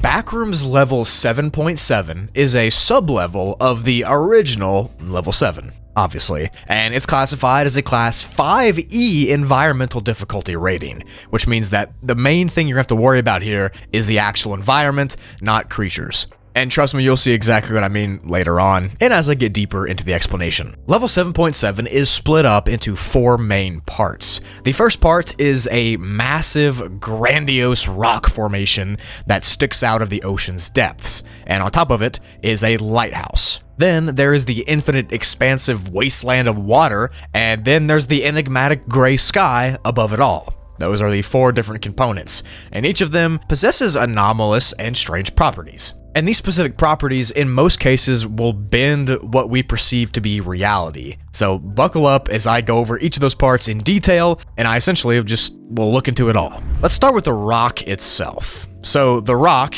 and not Dwayne the Rock, but the rock in the water, is this massive stone structure sticking directly out of the sea. It is by far the most eye-catching part of the sublevel, and it's pretty much the most famous thing that's from here. The formation has been nicknamed the Geolith by explorers, and it's not hard to see why. It's massive. It stands very tall and is physically similar to giant formations from the front rooms, minus a couple of big details. See, the Geolith has an unusually high thermal conductivity score, which pretty much means that it makes heat from itself. It produces its own heat. And it also is seemingly immune to erosion that's caused by the sea. So normally, when a rock is in the ocean, the waves will beat it and it'll break up. This rock is not that way. No water can do any damage to it. The air surrounding the rock is also very moist and humid, and it leaves these small water beads on the side of the rock that make it extremely slick to try to climb or try to stand on, which pretty much makes it dangerous to climb with your bare hands. On a separate note, the rock's proportions are massive. The lighthouse on top of it is 154 feet, or 47 meters, above the ocean's surface, which is huge, by the way. And you see, the rock itself doesn't just float in the ocean. No, it goes down to the very bottom of it. We don't know how deep that is, but it's assumed to be infinite. So this rock is literally an infinite structure that just sticks up from the core of wherever it goes to. And because we don't know how deep the ocean is, it's really impossible to say how truly tall it is. But what we do know is that the width of the island is much smaller than the height of the island. In fact, it's so small that there's just enough room for a few rocks and that lighthouse, and anything other than that, it makes it hard to stand up and walk without falling. But if you do somehow make it up the side of the rock and you free climb and you don't die and you get up there to the top, you'll be able to explore the only structure up here, the lighthouse. So this is an abandoned man-made building, and it is seemingly the only man-made structure in the sublevel. There's nothing else. It is made out of simple concretes and simple woods and metals, and it has a really basic layout actually. There's a ground floor and upstairs and a ceiling area where the actual light of the lighthouse is. Now, the inside of the lighthouse building is way bigger than it seems on the outside. That's the case with a lot of things in the back rooms. It's this weird geometry glitch. So outside it looks small, but inside it's big, and that's the case here as well. A lot of things inside also don't follow the typical laws of reality either. Walking inside the ground level door of the lighthouse, you'll of course be on the ground floor. Inside here, there is a couple of small rooms with dirty wooden tables and a couple chairs and shelves. There's also some old fainted paintings on the wall, and no windows on this ground floor. You might find a light switch inside, but it won't work, and despite all that, there's somehow enough light in here to see around. There's no windows and there's no light, so where's the light coming from? We don't know. But this entire ground floor is a dark, dingy, but comfortable area. It's not cold or hot, it's kind of just relaxing. Leading on to the upstairs, there's a staircase that'll take you there, and that floor is full of some abandoned furniture and more old decaying items as well. But there are windows up here, you can actually see outside. There are also pipes along the walls in this upstairs area,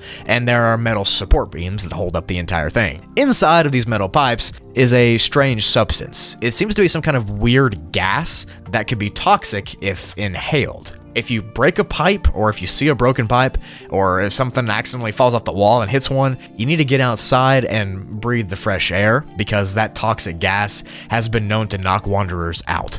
Also, this second story is where you can access the ceiling and lamp area from, so you're probably going to come up here if you want a fantastic view of the bay below. Crawling up this ladder to the lamp area, and of course this is the place where the giant bulb and glass top of the lighthouse is. There are various control knobs and nozzles up here as well, and it kind of just seems like a control room. There are levers and buttons and all that stuff. Of course, they're damaged and none of them work, but it's pretty cool to just push buttons, I guess. But the view from up here is the main draw. It is beautiful and relaxing, and you can just gaze upon an infinite ocean outside. You're on top of the world pretty much, overlooking this unique, sparse environment. It's like an introvert's dream, pretty much. So the lighthouse as a whole is actually cozy, but at the same time it's unnerving, and the dangers of simply getting up to it is bad. I mean, you have to climb that huge rock that's like dripping with water so you can slip and fall, and once you get up here, you'll walk inside and you'll see this like dingy little place, but it has a dingy charm to it at the same time. I know I would stay there if I could.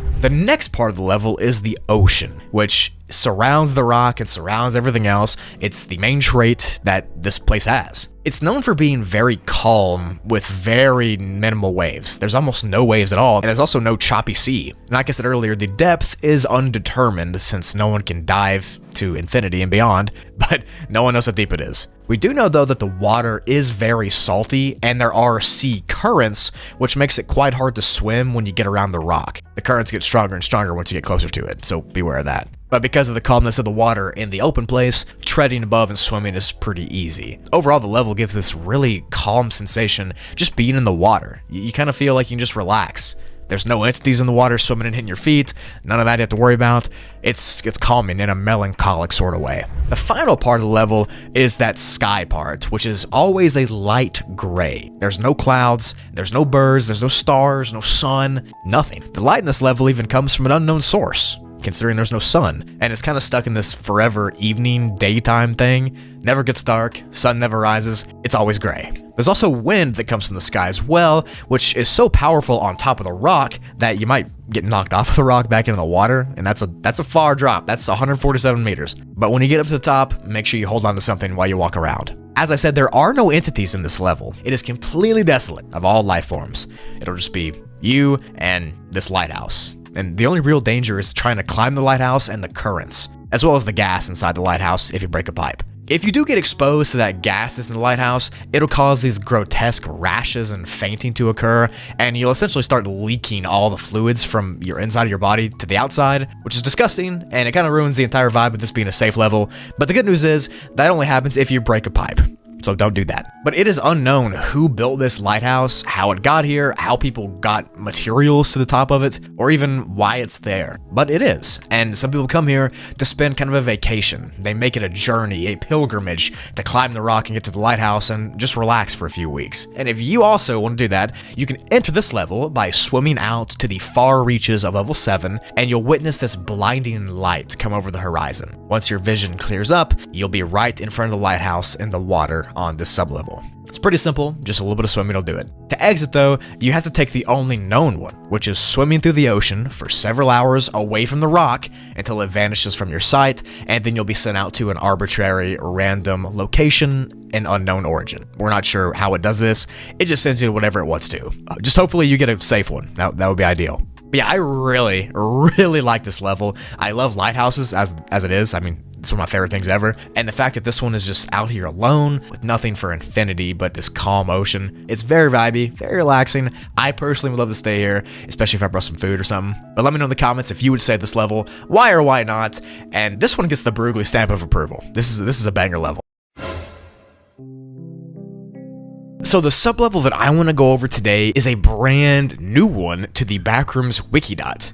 I just read over it, it was on the new page list, and it's level 8.1, which obviously is a sublevel of level 8. This entry starts with a notice directly from Meg themselves that reads as follows. This page has been partially expunged due to an unexpected, unsystematic, total collapse and destruction of level 8.1 because of an inadvertent fusion of this sublayer and level 8, whose effect was firstly witnessed on February 12, 2013. A separate document is to be shown to the general public that overviews the potential hazards that the collision has consequently caused. These environmental hazards in level 8 are only prone to occur near the initial entrance of level 8.1 before it was destroyed, the Meg team. Now, since I've read that really fun message, let's get into the level explanation. But be warned, because level 8.1 is a very weird conglomeration, sub-level type thing. It's described by wanderers as a really complex system of claustrophobic hallways that kinda look like caves, but they're really tiny and you can barely fit through them. This 8.1 area is different than other sub-areas because it doesn't actually seem to be related to level 8 at all, like not in the physical sense, at least. Instead, the thought is that they barely are fused together somehow, since on rare occasions you can see a connecting hallway from level 8 to 8.1, but I'll get into that later. It's really unstable, and it's really bad. This partial fusion of level 8 and 8.1 also cause very weird auditory hallucinations and visual hallucinations and distortions. These distortions happen on levels 8 and 8.1 near where the 8.1 entrance is, so Meg advises everyone to avoid any exploration of these distortion areas because they're pretty dangerous, and it doesn't really sound that fun to me. Now, as I said earlier, level 8.1 itself is a mixed jumble of winding hallways that end in dead ends, or they loop around and go around each other. The rock that these halls are carved through seems to be made out of a bedrock, which is unnaturally durable and hard to break. The bedrock leaks almond water in certain spots, but it doesn't just leak almond water, it leaks a really weird red liquid that smells terrible that's been described as sulfuric, so it smells like sulfur. Nasty. The almond water that leaks through the rocks sometimes makes sinkholes happen, or ceilings to collapse because, it breaks down the rock over time. And these things happen frequently, which makes mapping out a safe path in this area almost impossible. The rock hallways also cause those auditory and visual hallucination distortion things that I talked about earlier. Sometimes these things sound like crashing rocks, sometimes they sound like shrill whimpering, and this whimpering is so distorted and so loud that it causes some people to instantly pass out on hearing it. The frequencies have also broken ceramic objects and can even cause you to have complete derealization after just 10 minutes of exposure. No one knows the source of these sounds, but it's assumed that it has something to do with the fusion of level 8.1 and level 8 together and some kind of disimbalance thing. The hallways also have a really weird physical anomaly in some areas and will cause pretty gross things to happen. be warned. Like, if you touch a wall, you could get sucked into the rocks and instantly just be encased in rock and instantly unalive. Grody. There is another part of this sub-level, as if it couldn't get any more dangerous, and the area is called Layer 2. This refers to the actual space between the intersection of level 8 and 8.1, like I mentioned earlier. So this Layer 2 is where the two different levels connect together. Those distortions from earlier, specifically the auditory ones, are way more noticeable here, way louder. And it's unknown why it's so much louder here, but it can be assumed that wherever the source is, it's here. Layer 2 actually has longer, skinnier hallways than the rest of level 8.1 or even level 8, and there's no light source here, which is the opposite of 8.1, the main area, because there's just some kind of light source through the whole level there. But this area, Layer 2, is dark, like real dark. The nasty red sulfur stuff from earlier also leaks way more in this level, and it causes pretty deep puddles to form on the floor. The echoing off the walls and the auditory distortions make it impossible to document what kind of entities are here or how many of them there are, and there's no info on them literally at all. There's nothing. So who knows what lurks in the shadows? Gotcha. Maybe the creepiest part of level 8.1 and Layer 2 is that there's been no documented instances of people escaping.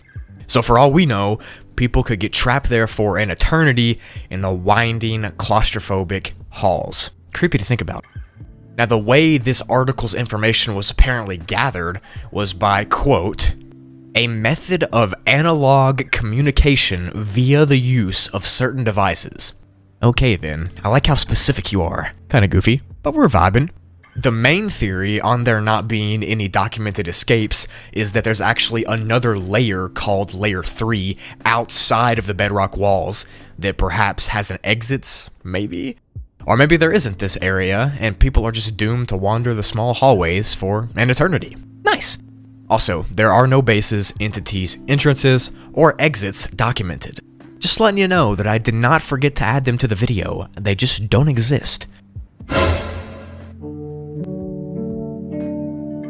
So I feel like a sub-level this crazy definitely needs a summary so you can understand it better, so I'm going to try to simplify it as much as possible.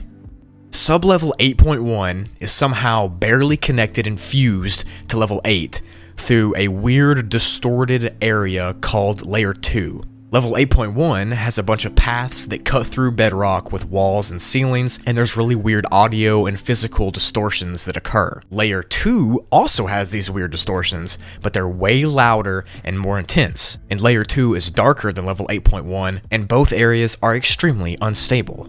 But to get to level 8.1, you would have had to go through Layer 2 as kind of like a corridor area. You got it? Does it make sense? Me neither. All I know is that it's terrifying to think that if you come here, you might not be able to escape.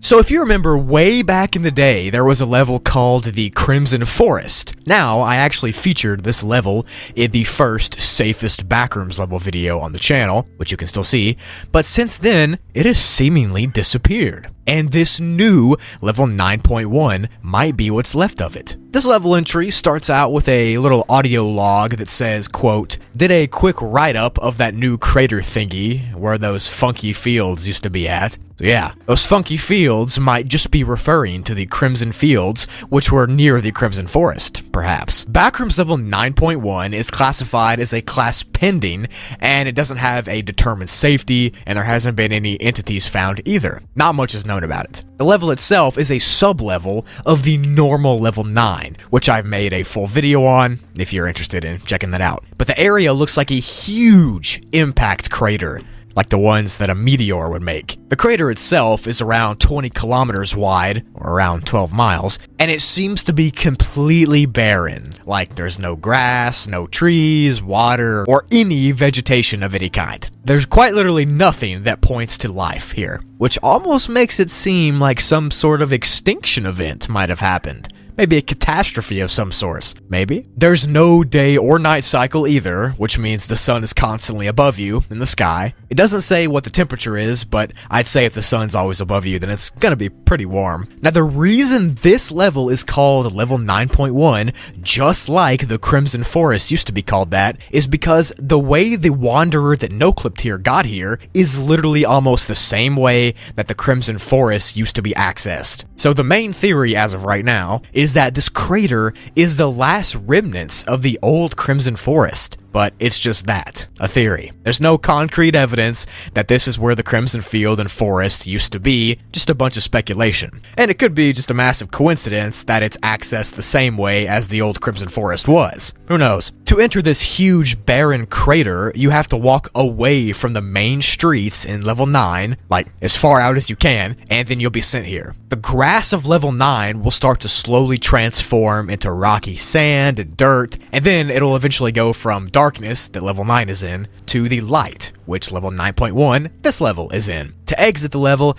you have to walk down to the crater, and in the very middle of it, you'll find a couple small holes that you can jump into, and then you gotta just jump into them, and you'll be sent back to level 9. So that's pretty neat. Now, at the bottom of the level entry, there is another small audio log that replies to the first one that I read at the beginning. This one says, quote, "Now, about the theory section. I don't really see where you're coming from with the Crimson Forest hypothesis. There's no real solid ground for it to stand on. First of all, correlation does not equal causation. The crater could have been caused by a number of different things. Secondly, the crater was discovered several days before we lost contact with CF. Or Crimson Field. So there's no way it can be what's left of the forest. I understand that it's difficult to process, and I know grieving takes on many forms, but coming up with these kinds of desperate explanations isn't healthy. I know that may sound harsh, but these are the words you need to hear right now. She's gone. Mac. My general advice is this: wait for more information about the crater to come back, and then you can write a draft for it, providing that you keep it to the facts. Thank you." End quote. So yeah, as you can see, this Meg officer is a Debbie Downer and says that there is no way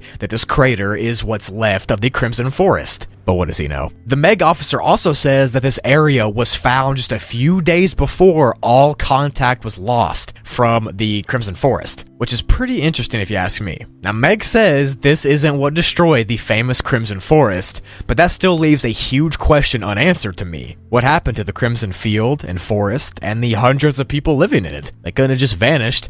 And I really find it interesting that the exact same way you get to this crater level is the same way you used to get to the Crimson Forest level. That cannot be a coincidence. What do you think? And interestingly enough, this Crimson Forest disappearance is not the only level that's been destroyed or has disappeared. People on Backrooms level 22 had disappeared, and there were thousands at one point in time, as well as the entirety of Backrooms level 78 being destroyed by a meteor. So if you do want to make the connection that the Crimson Forest possibly blew up or was incinerated by a meteor, you can look to level 78, which happened the exact same way. The only difference is that 78 did take place in space, where meteors are, but nevertheless, it was destroyed by a massive meteor type thing. So the Backrooms is no stranger to destroying itself. The only question is, who's destroying everything? And if you're new to the Backrooms and that kind of thing, and you want to learn more about the Crimson Forest and the Crimson Field, what it used to be, there's a video on my channel about it. I'll link in the description. There's also a really cool found footage video from Frag2 about the Crimson Forest, so I'll leave that below as well. I reacted to it on Toogly a little bit ago, but go watch that video. It will show you why the Crimson Forest used to be so awesome, and I think you'll really enjoy it.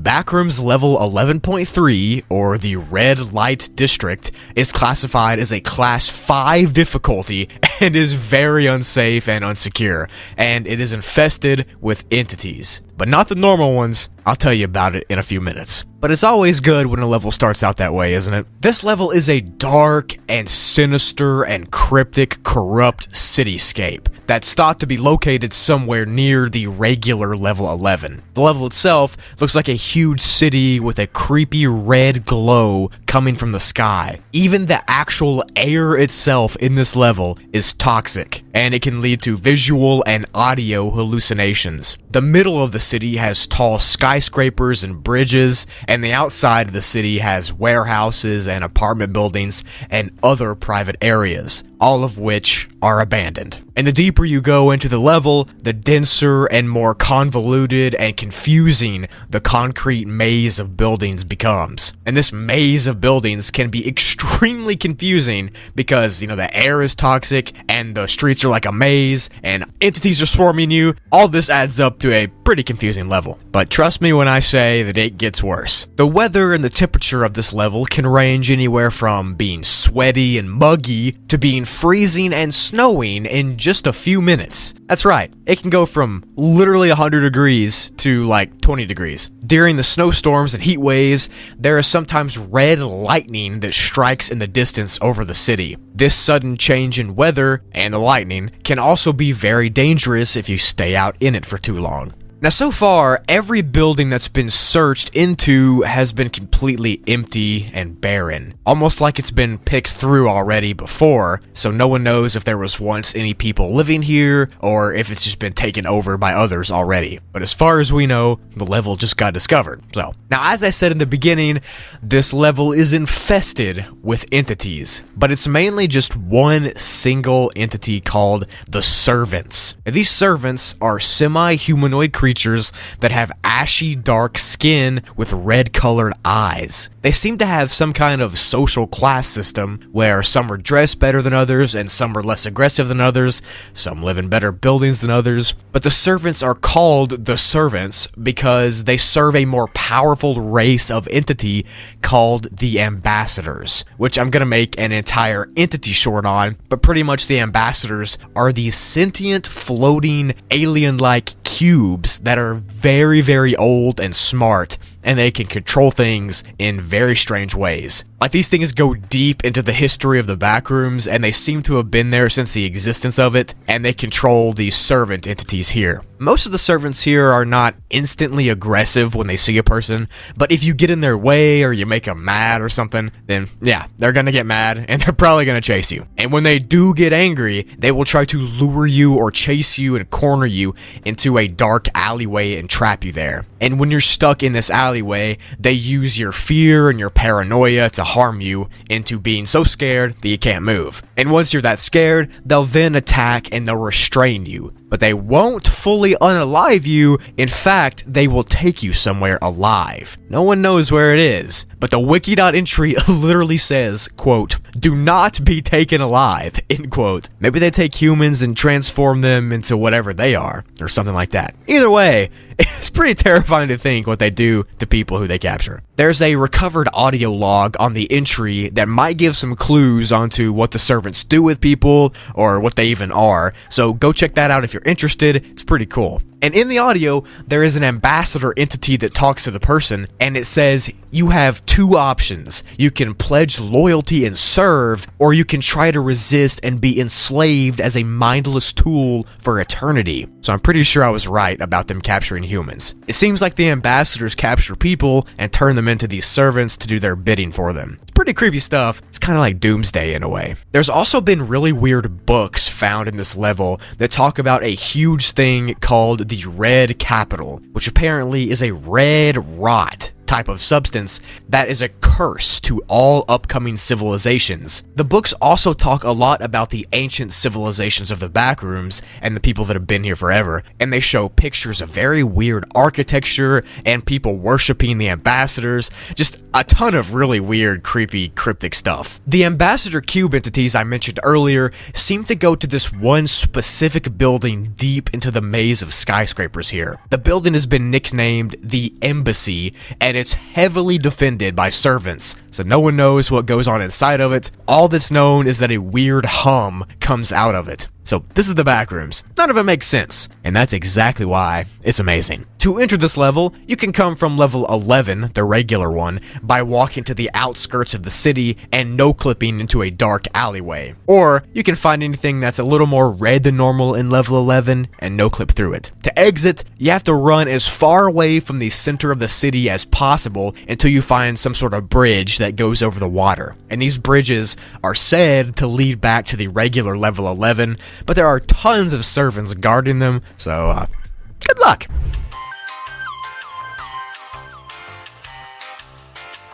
Level 18.1 is a backwards, scary, and unnerving level.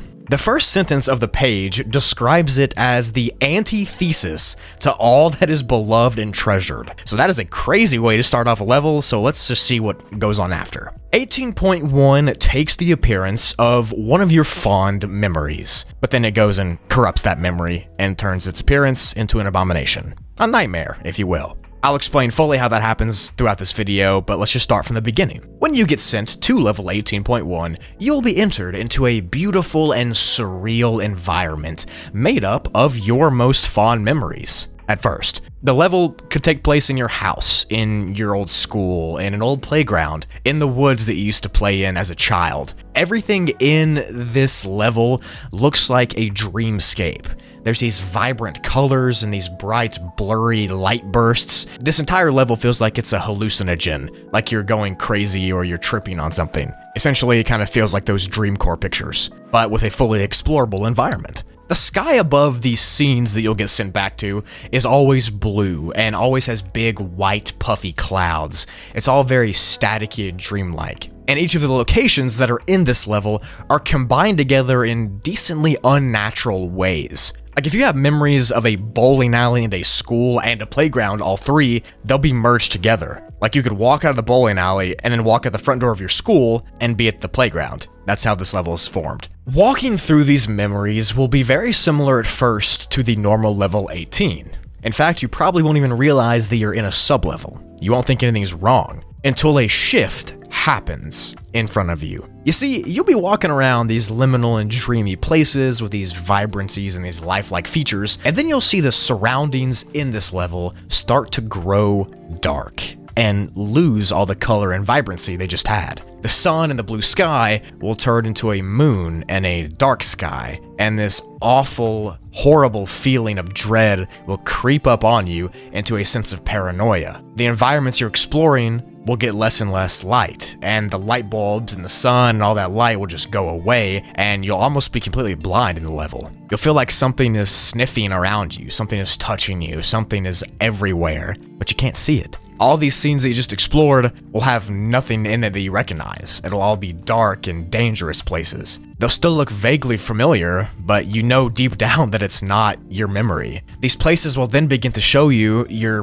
past trauma. All of it will be realized right before your eyes. And once more and more of these nightmares start to creep in slower and slower, your mental state, your physical state will begin to crumble right before you. So what are these nightmares? What do they entail? What are they? All that stuff. The nightmares usually manifest themselves in several different ways. One is that they could manifest themselves in your biggest phobias or fears that will be realized right in front of you in your memories. So if you hate spiders or something, you might manifest big spiders crawling all over your childhood memories around you. If you hate shadows, then you'll see shadow entities dashing around the windows and in the rooms you're in while you're walking around your house or your school or whatever nostalgic memory you're inside of. It's really personalized horror. It's similar to level 666, but it's actually worse because this horror takes place inside of what was supposed to be a nostalgic dream, a very calming place, but now it's overrun with these awful things. Once the darkness comes and the level begins to be more and more corrupted, you'll start to feel hopeless and insignificant and alone. You'll just stop seeing any way out of it, and you'll feel like you're sinking deeper and deeper into these nightmares that you won't be able to escape. This is all a part of the level's plan, though, to try to trap you in and physically consume you. So make sure you do everything you can to ignore these feelings of paranoia, ignore the sadness, ignore the being scared, even though it'll be hard because your fears will be right in front of you. Just stay as calm as you physically can. The level has been described by survivors of it as a malevolent force, as if something is controlling it or something is literally making it as bad as it can be just to harm you. The entire level just drains your psyche, and your sanity and all of that will deteriorate the longer you're inside of it, and overall your mental state will just collapse. The level also might cause you horror and pain in other ways as well. You see, the document mentions on rare occasions that instead of you currently going through the nightmare, you might be forced to actually witness something else. For example, you might be forced to watch as your past self is being tormented. Maybe from a traumatic experience or something, you'll be forced to watch it without being able to move. You'll be unable to get closer or talk to your past self in any way. You're kind of just stuck at a distance, watching your younger self be dismantled, whether it's, physically, emotionally, or psychologically. You'll be unable to do anything about it. And of course, this will cause your current self to feel even more guilty, more powerless, and more sad. This could be a part of the level's personalized horror, or it could be real, we're not really sure. But it's very rare that this might happen to you, but if it does, you might never leave. Now, I know it doesn't sound like it could get worse than watching your past self be physically torn apart by these nightmares, but it probably will. But what we do know from these nightmares is that these scenes of your childhood and stuff, they're not empty. Entities do exist here that are not a part of the delusions. These exist in the level always, no matter who comes here. They typically manifest themselves as beings that are off in the distance with weird glowing red eyes and just very barely visible bodies. These are spirits or demons of some sorts, as it seems, and nothing is known about them, but they manifest in almost everybody's dreams and nightmares inside this level. They don't physically come up to you or anything, but they do look pretty creepy just kind of standing over there in the corner. Level 18.1 is also full of things like auditory hallucinations. They're very common as well, and you'll hear strange echoing and distortions all the time, especially when the nightmares begin to creep in. A strange community exists in this level. There really isn't a community, kinda. It's more of a place that might trick you to believe that you're not alone. It's known among wanderers as the Mysteria Land,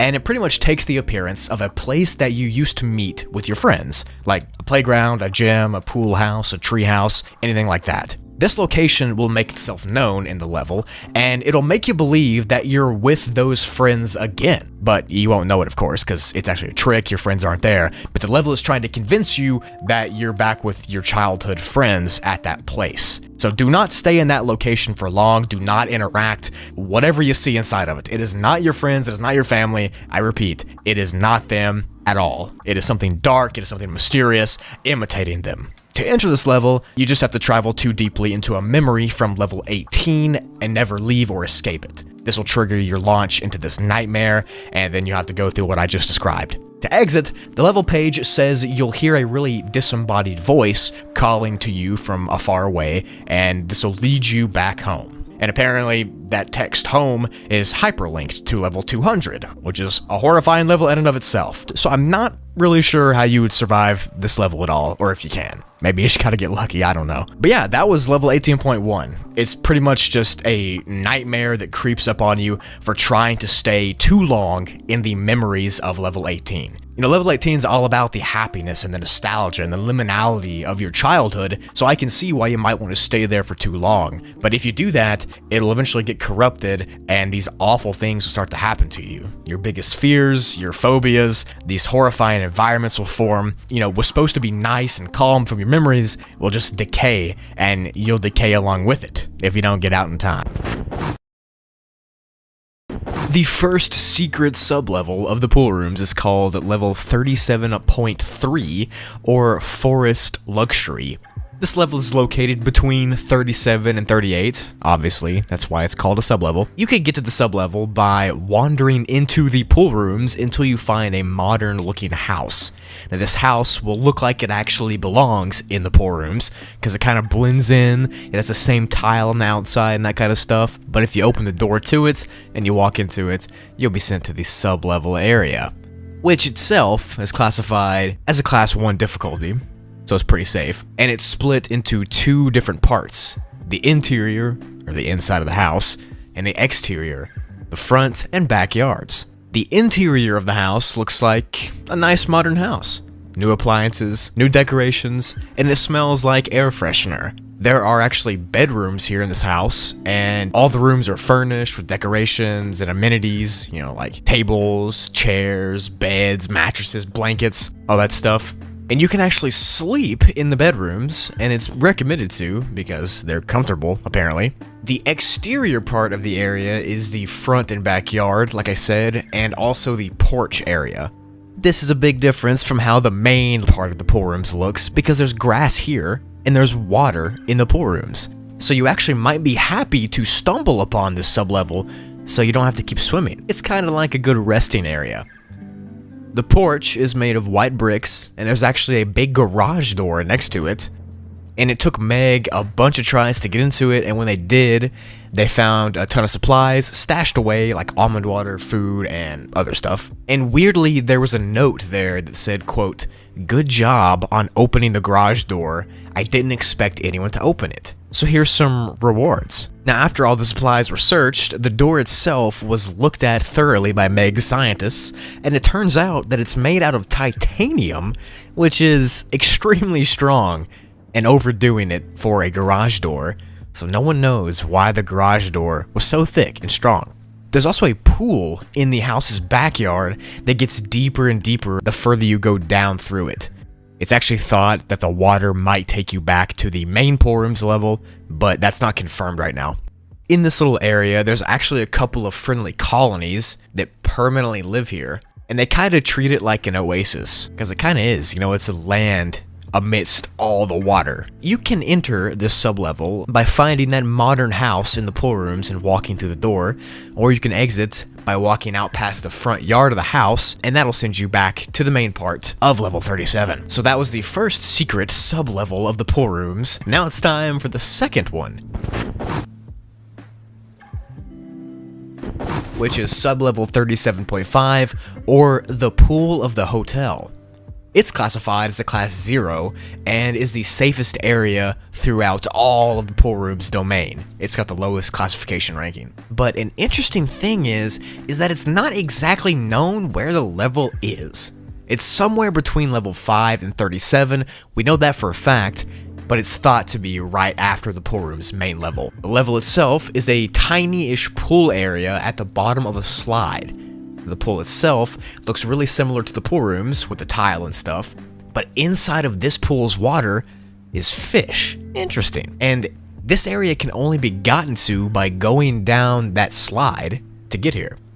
The only entities here are the fish in the water and this bat creature called the rollers. They're both harmless, and they'll just let you swim in peace, man. To get to this area, you gotta go down that slide like I said, but the slide's entrance is from level 5, which is a sneaky way to get to the pool rooms. To exit this hidden pool area, you can go through a door hatch down there that leads you to the pool rooms, or you can walk back up the slide the way you came, but it'll take you to level -5 instead of level 5, so you get to pick your poison. And that was the second secret sub-level of the pool rooms. It's not as much a level as it is like a secret location, but it's rarer to get to than the first one I talked about, so I'm counting it as a sub-level. Hope you enjoyed. So, Backrooms level 188.8 is classified as a class 4 difficulty and is very unsafe and unsecure with a high entity count, unlike the pool rooms or the original level 188. This place is dangerous. The entire sublevel takes place mainly around this open space with windows and hallways around it, which is very similar to the original level 188 picture. But the main difference is that this level is covered in water, and this water has a nasty secret. There is a disease that hides in the H2O in this level. It is nicknamed the Hydrolytis Plague, and it is very dangerous to humans. It can cause you to literally fall apart after consuming it or long exposure in it, and it's dangerous because the symptoms start out just like a minor sickness. You got a headache, maybe some cold chills, that kind of thing, but then it develops into a full-on crazy disease, like flesh falling off of you and that kind of stuff. You get the picture. But as I mentioned, the actual level is the pool rooms and level 188 combined. So the level has 188's windows and hallways and walls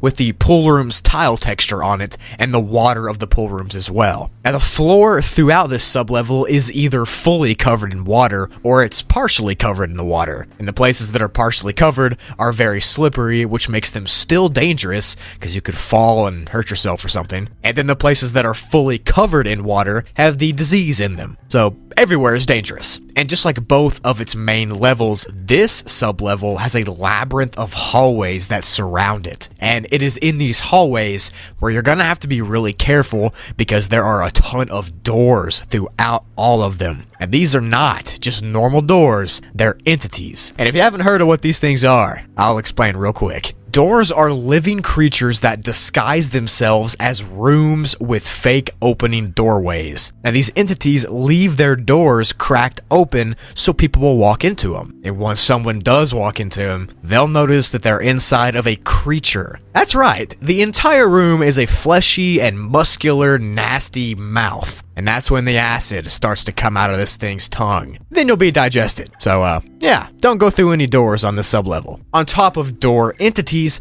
there are also a ton of window entities, which are fake windows that will suck you into them if you get too close. No one knows where you go if a window entity takes you, so it's best to just not go near them, please. Some of the hallways in this sublevel shrink down to be very claustrophobic and tight. And some of them can randomly get deep with water without warning, and it's in these spots where everything gets darker. The deeper you travel around the labyrinth of halls, the smaller, cramped, and more dark the hallways get, and the more entity infested everything gets as well. There's also an event that happens on this level sometimes called the Flash Flood event. And this is where all the water in this entire sublevel rises up pretty fast without warning. And it'll rise up until the entire level from the floor to the roof. And every hallway, every room, every corridor is filled to the brim with water. So you'll not make it out if you stay in the level during this event. You're gonna have to swim or run away as fast as you can to find an exit. And these exits are pretty hard to find. There are two main ones, in fact, and the first one is wandering out in those hallways as far as you can until it eventually starts to gradually change back into level 188. And you'll notice when it does, because the water will start to dry up and the hallways will start to get bigger and you won't hear any water or anything like that. But that one's pretty hard since the hallways do get dangerous the further you go into them. But the other exit is to try to find a place to no-clip to be sent back to the pool rooms, which is an easier exit, but at the same time, there is not one concrete place to no-clip. It's pretty random. So good luck escaping. I think this level hybrid is pretty cool. I enjoy how they merge two different levels into one. And it kind of makes the backrooms seem even crazier and more mysterious to me. Especially because that leaves the question, how many other levels have combined? Is there a level 0 and a level 666 level combined somewhere? Is there a level 0 and level exclamation mark somewhere? Pretty interesting to think about.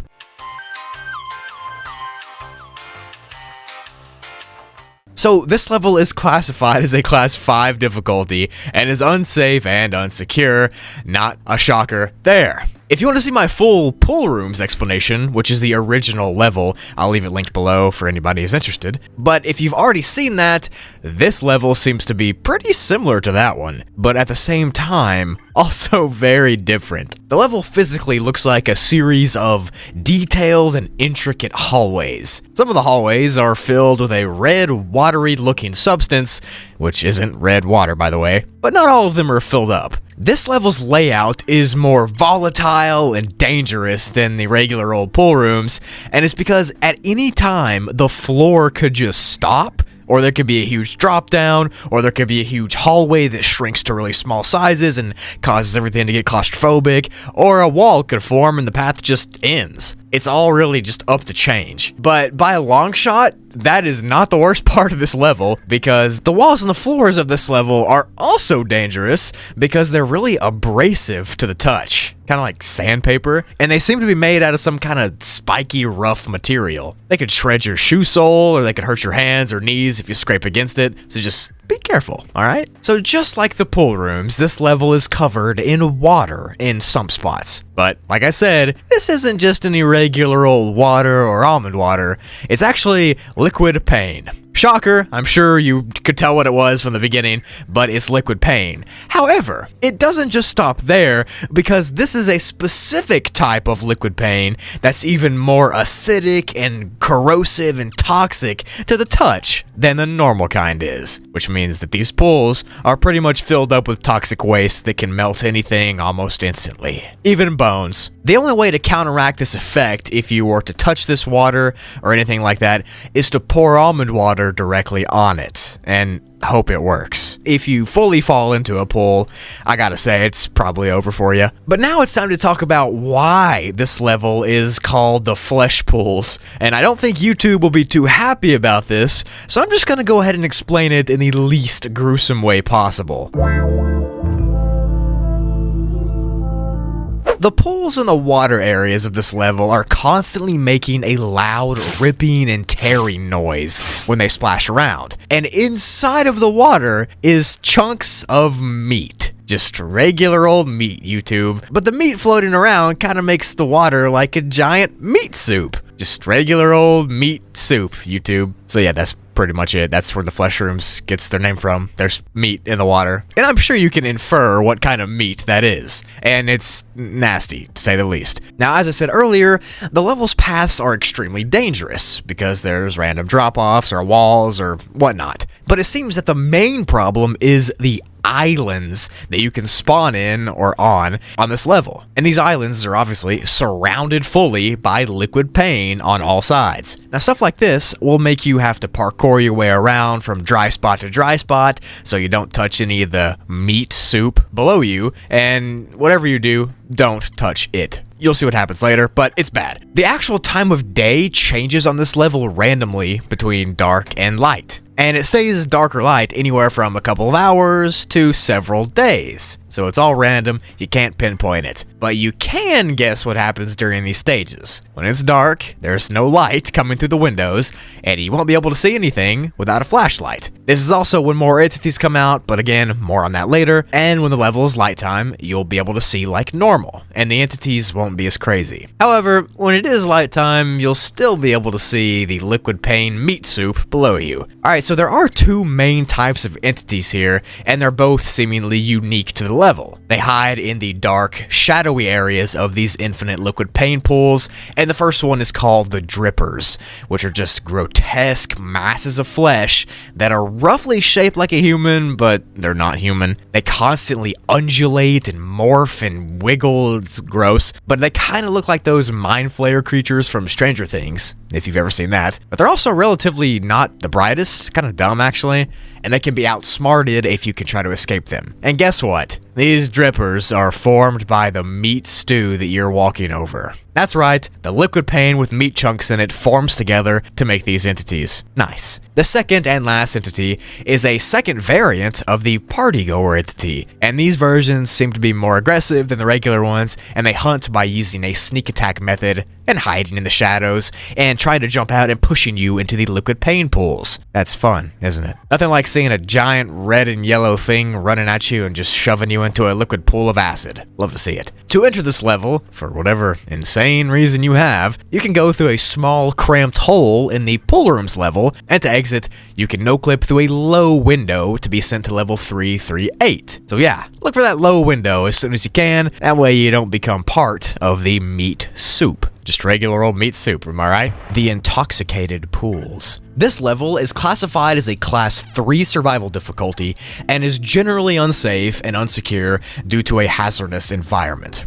The level itself is a huge expanse of rooms and hallways that resemble the pool rooms slightly. There's white tiles here and strange staircases, but the obvious difference is the color of the water. Some of the floors under the water are not tile here as well, and they're actually a shaggy carpet, which is an effect similar to level 7's carpet floor at the bottom of its ocean. The size of the sub-level isn't fully known yet, but it's definitely large. Well over 1,000 rooms because people have been exploring and people have gotten lost, and we just have to assume that it's huge. The lighting on this level comes from the whited out windows, just like the regular pool rooms, so that's one thing that they share. The temperature of the water here is pretty much impossible to actually measure, because depending on how close the water is to the windows, the temperature can be vastly different. For example, the closer to the window the water is, the hotter it'll be. So hot to the point where you can't even touch it.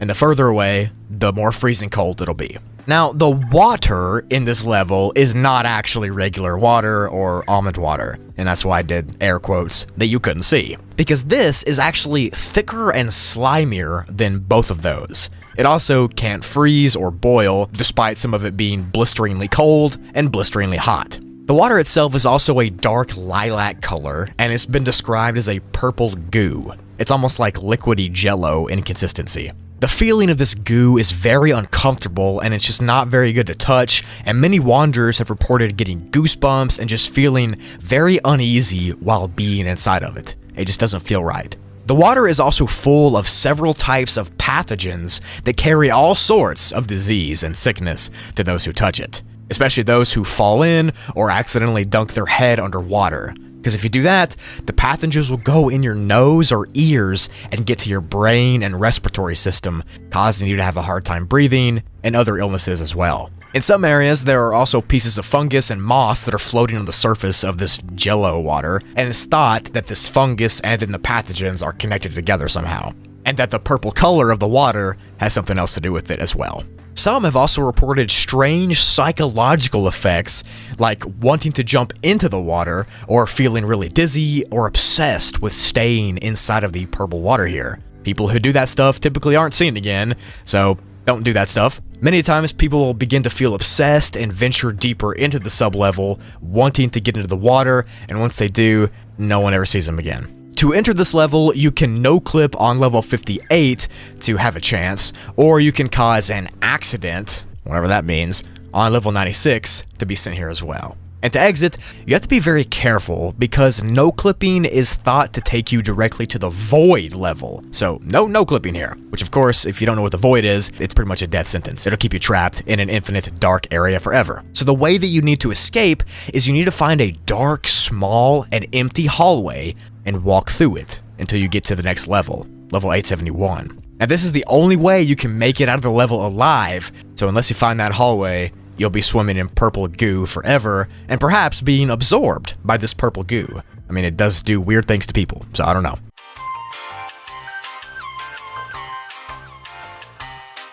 Next and finally for this video is level 37.1, or as it's more commonly known, the Deep End. So this sub-level is also classified as a class 3 difficulty, just like the last one, and is unsafe and unsecure due to its environment. Its physical description is very, very similar to the regular pool rooms, with the randomly segmented halls and rooms that are full of water, but the main difference in this sub-level, if you couldn't tell by the name, is the sheer depths of the water here and what might lurk inside of them. You see, normal pool rooms hallways can be decently deep, like 10 feet or so, but most of them are just waist deep. These hallways in the deep end can be well over 40 meters deep, to the point where you can't even see the bottom of them. It's just a dark abyss under you. And this makes navigating the level really hard since you have to tread water and you can't just walk. You have to just swim through this darkness to get anywhere. Another thing that makes this sub-level difficult is the lack of light. The corridors and hallways here are just pitch black for the most part and can only be lit up by artificial sources, like flashlights and phones and whatever else. Now, there are some rare cases where the walls themselves have this weird dingy glow, but that doesn't matter much, to be honest. The connections from room to room in the deep end are also extremely hard to use because most of them are underwater. Not only are they underwater though, they're very claustrophobic. It's a very tight window to get to the next part. So you can't just walk through from hall to hall to get to the next room. You have to swim in the pitch black in freezing cold water with no light to get to the next area.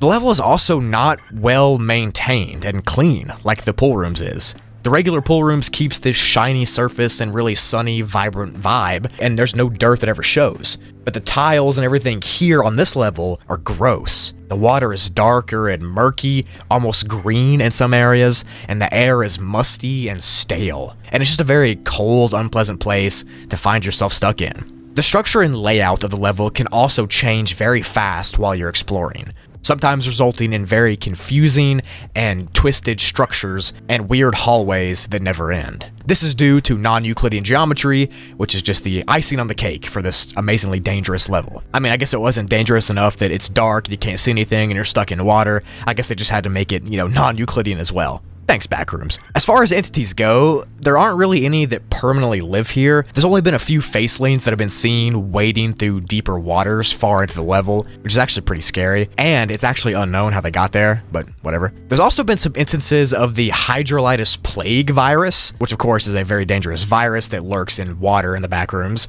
so be careful if you have to swim here. And there's also been uncorroborated reports of seeing glitchtons in this sublevel. Now, glitchtons might be a real entity, they might not be. We don't know. They're kind of like this silent skeleton type entity that's been known to lurk deep in the waters here. Who knows? But overall, this level will really mess with your mind. You know, from the freezing water temperatures, to the non-Euclidean layout, to the small claustrophobic and pitch black hallways, to the nasty smell. It just feels like an old, forgotten part of the pool rooms that no one was supposed to see, except thousands of you all just did. You're welcome! To enter the level, you have to wander too deep into the pool rooms, and you'll find yourself stuck here with no way to return. And to exit, you gotta get lucky, to be honest. One of the ways is to randomly find a water slide in the wall, jump in that water slide, and it'll take you to another sub-level, which is level 37.4. It's safer, it's still not safe, but it's safer. Or you can just try to no-clip, but that might not work. It's really hard to exit from the deep end, I gotta say.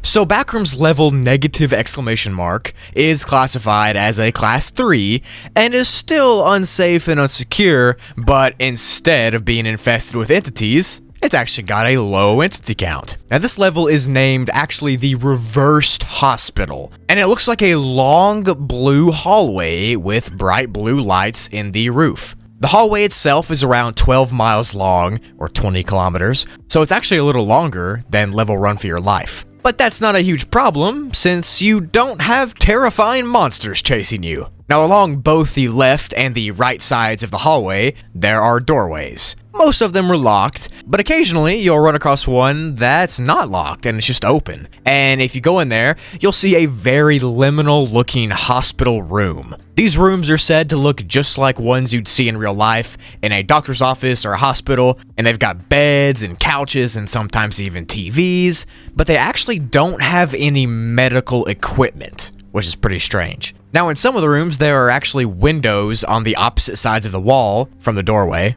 but it's not recommended to go near those because they could be window entities, so unless you want to get sucked in, don't go near. Now in these rooms there are some cabinets with a few small supplies like first aid kits and gauze and that kind of thing, but there's also some pretty strange stuff there as well. Specifically, there are weird pills that are in these cabinets and in these containers that aren't like ones from real life, so they're not like Tylenol or anything. They'll be weirdly named and shaped, and they'll have strange effects on you if you take them. I don't know why you'd take a random looking pill, but whatever. Some people have said they feel an extra urge to take them, even if they've never taken one of these pills or not, they feel like they should. And on top of that, wanderers who have actually used these pills have never been seen to escape the level and have actually never been seen again. So, I would not recommend taking them. Now alongside the medkits in the cabinets, there might also be some almond water or even some liquid pain.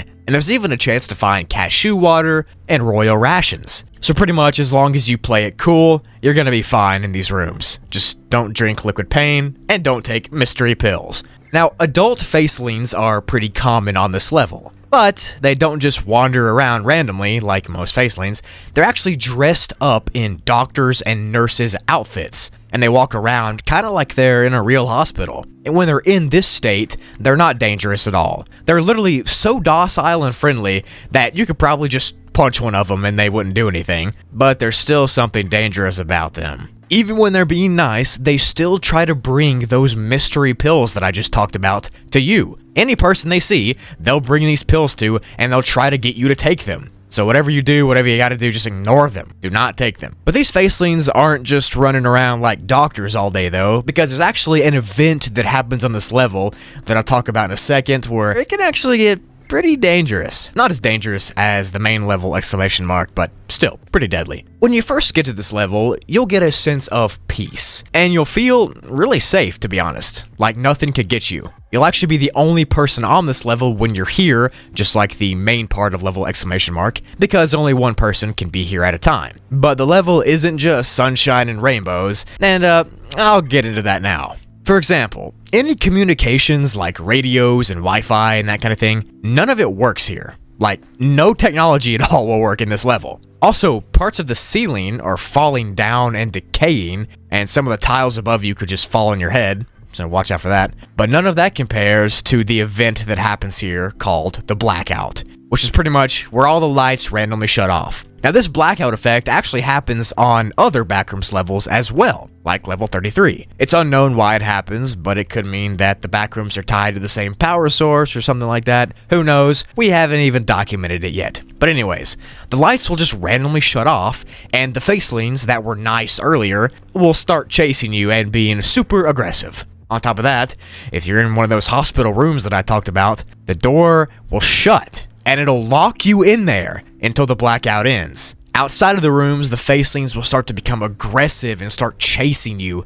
and unless you have a flashlight, they won't stop chasing you. That's the only way you can ward them off. Plus, you're gonna need a flashlight if you want to see anything, because when the blackout happens, it's dark. There are also a couple more entities here, but these are rarely seen. But it's still good to note them. There's an occasional skin stealer, even a smiler or a hound can be seen as well, and also the window entities from the rooms. And during the blackout part of this level, those entities also seem to come out of nowhere to chase you. So just be careful and be vigilant, and you should be alright. So just like the normal level exclamation mark, there is an exit door at the end of the hallway. So that's where you're gonna wanna go as fast as you can.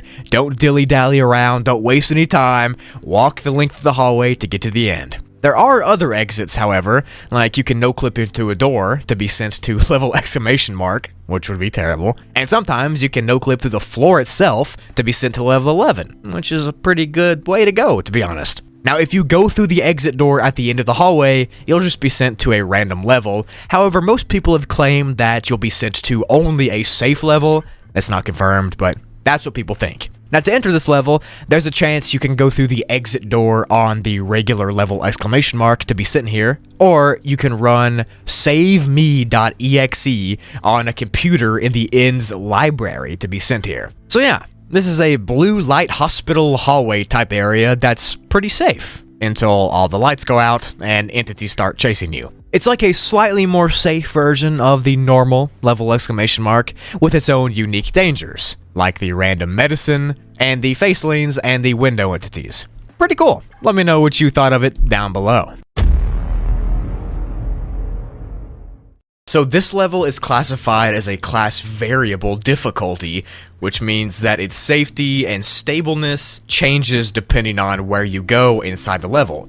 Now, according to the fandom, this level is actually a sub-level of the original level Run for Your Life, which I've done a video on, if you are interested in that. And if you haven't heard of that, it's a terribly scary level in and of itself, where you spawn in and you have to run instantly away from a huge horde of entities. And at first glance, the first part of this sub-level looks like the normal level. It's a long hallway that's basked in a red lighting, and this entire part is pretty similar to the main level in that there's an entity horde chasing you and your sanity is dropping. But where it changes is that every so often there are doors on the left or right side of the hallway that can open up to different levels, but the levels that they open up to are typically dangerous levels, not safe levels, so they're dangerous. And some of them even lead back to the main part, which is level exclamation mark.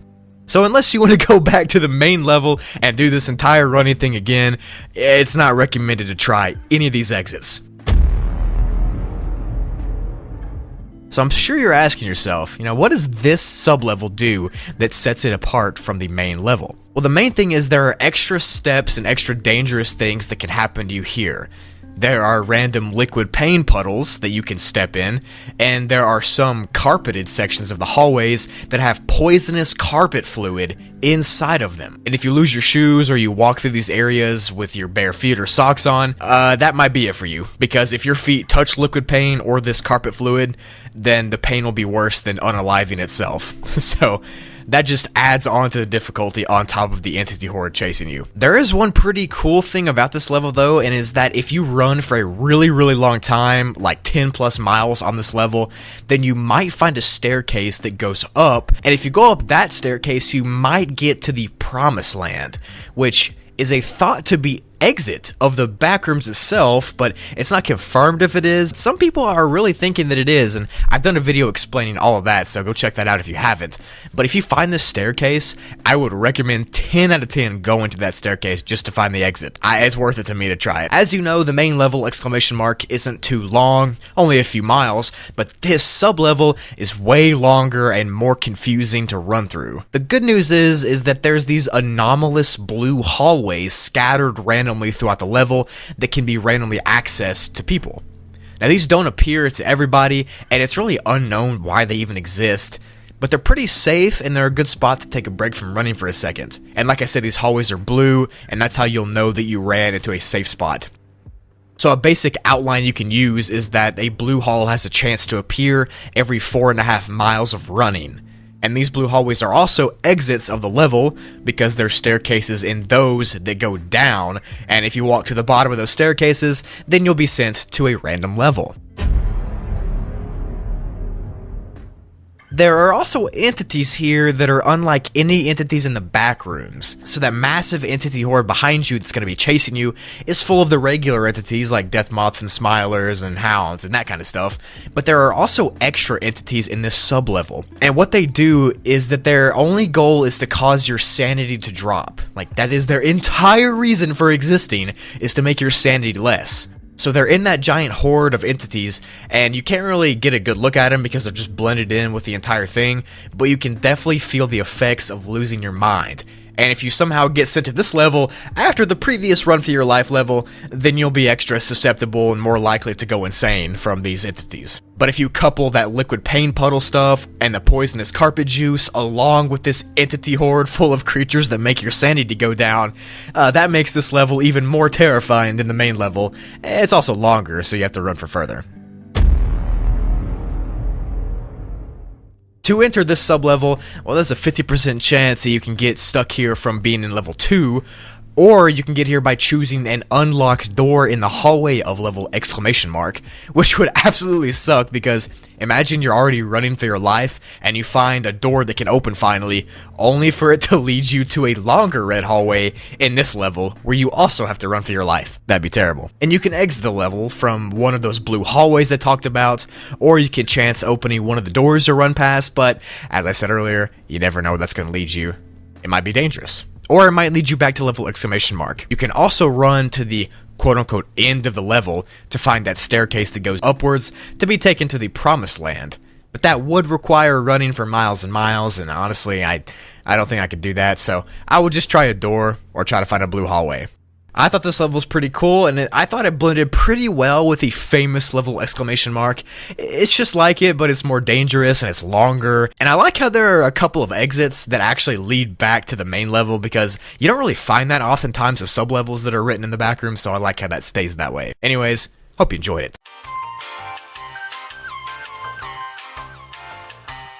Level Fun Plus is located somewhere deep inside its parent level, Level Fun, and is said to be much more dangerous than that main level. Physically, it looks like a large, open, indoor play place area with trampolines, inflatables, ball pits, foam pits, and weird building structures that kind of look like they're out of a carnival. You know what I'm talking about. The sublevel has been described as rather open concept and sprawling, which is actually pretty different from the typical tighter hallways of Level Fun. And this area also seems to possess many more enigmatic factors like non-Euclidean geometry, strange time warping effects, and so on. We'll get into all of them in a second. When you find yourself inside the level, you'll be subjected to acute deja vu, meaning that everything here in the level will seem familiar and you'll feel like you've been here before or that you've seen it before somehow. You know, these slides, these ball pits, these trampolines, all of them feel as if they're taken right directly out of your memories. Like someone took your brain, drug the memories of childhood out, put them here. That's what you see.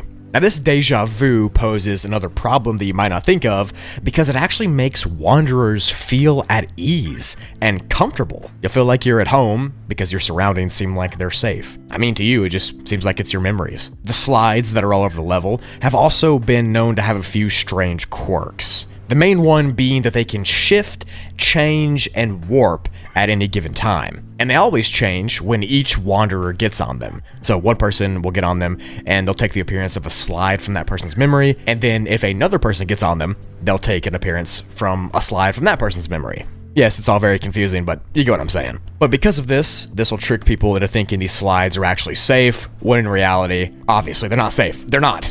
So I just talked about the slides a little bit. I want to talk about the ball pits now, because the ball pits here give off extremely unsettling vibes and are often surrounded with darkness themselves. And sometimes these ball pits in Level Fun Plus are perfectly aligned, each ball stacked on top of each other to where it just looks like one giant ball pit cube, and it just depends on where you're at the level. But if you do see this, it's not a good sign, because that probably means the entity here is near you. But again, it's just another weird quirk of the level. Now, on that same sentiment, it is not recommended to slide down a slide into a ball pit either, because weird things like to hide in ball pits in the back rooms, and we just have to assume that those things hide in this level as well. See my video on that in the description below. It's got a bunch of views. You might have seen it. I don't know. Anyways, there's something probably in the ball pits. Moving along to the trampolines here, these are pretty normal compared to all the other crazy stuff. They seem to be plain and just look like normal ones and work like normal ones from real life. Nothing crazy to see in these spots. I mean, I don't think there is. So I'm sure you're aware that this level is home to a level-specific creature known as the Party Creator. Now, the creature that runs and cultivates this sub-level is not to be trifled with. Like, it's crazy. And let me explain what it's all about right now.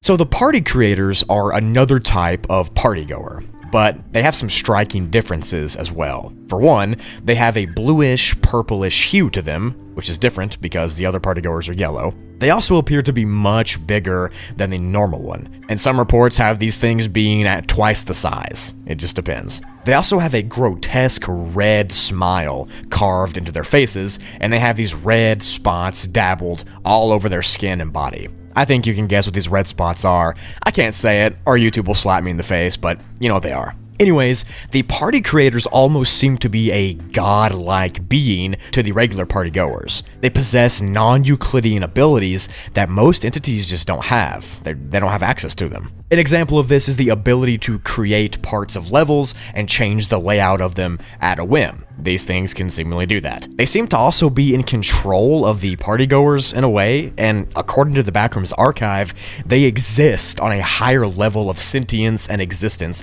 than other partygoers do. So when a wanderer finds themselves trapped in Level Fun Plus, the party creators will just play with their food. The wanderer is the food, of course. And after the wanderer, thinks they're safe, since the level looks all nostalgic and like your memories, you think you're just chilling, the party creators will then chase them around, seemingly for no reason other than just to get a kick out of it. You can try to hide inside the slides, or ball pits, or trampolines, or buildings. None of it works. These things will find you, I promise. Now, I'm sure you're wondering where party creators come from, and the answer is actually pretty unique, but pretty simple. They are evolved versions of the partygoer entity, and after a partygoer stays inside Level Fun for long enough and consumes a wanderer, they will then themselves be promoted to being a party creator. So it's kind of like a hierarchy system. No one knows what happens if you can somehow manage to destroy or eliminate a party creator, but some people theorize that you can turn them back into a partygoer,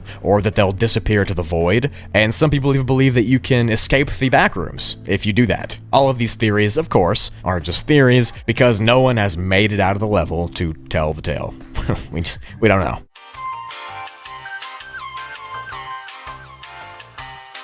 To enter Level Fun Plus, you have to wander really deep into Level Fun until a party creator just gets annoyed that you haven't been consumed yet. Then they'll just literally drag you to their sub-level to hunt you themselves, which is crazy. To exit, you can't. Sorry, there's no way out. But seriously, no one knows how. Everyone that gets dragged into the sub-level has never been seen again.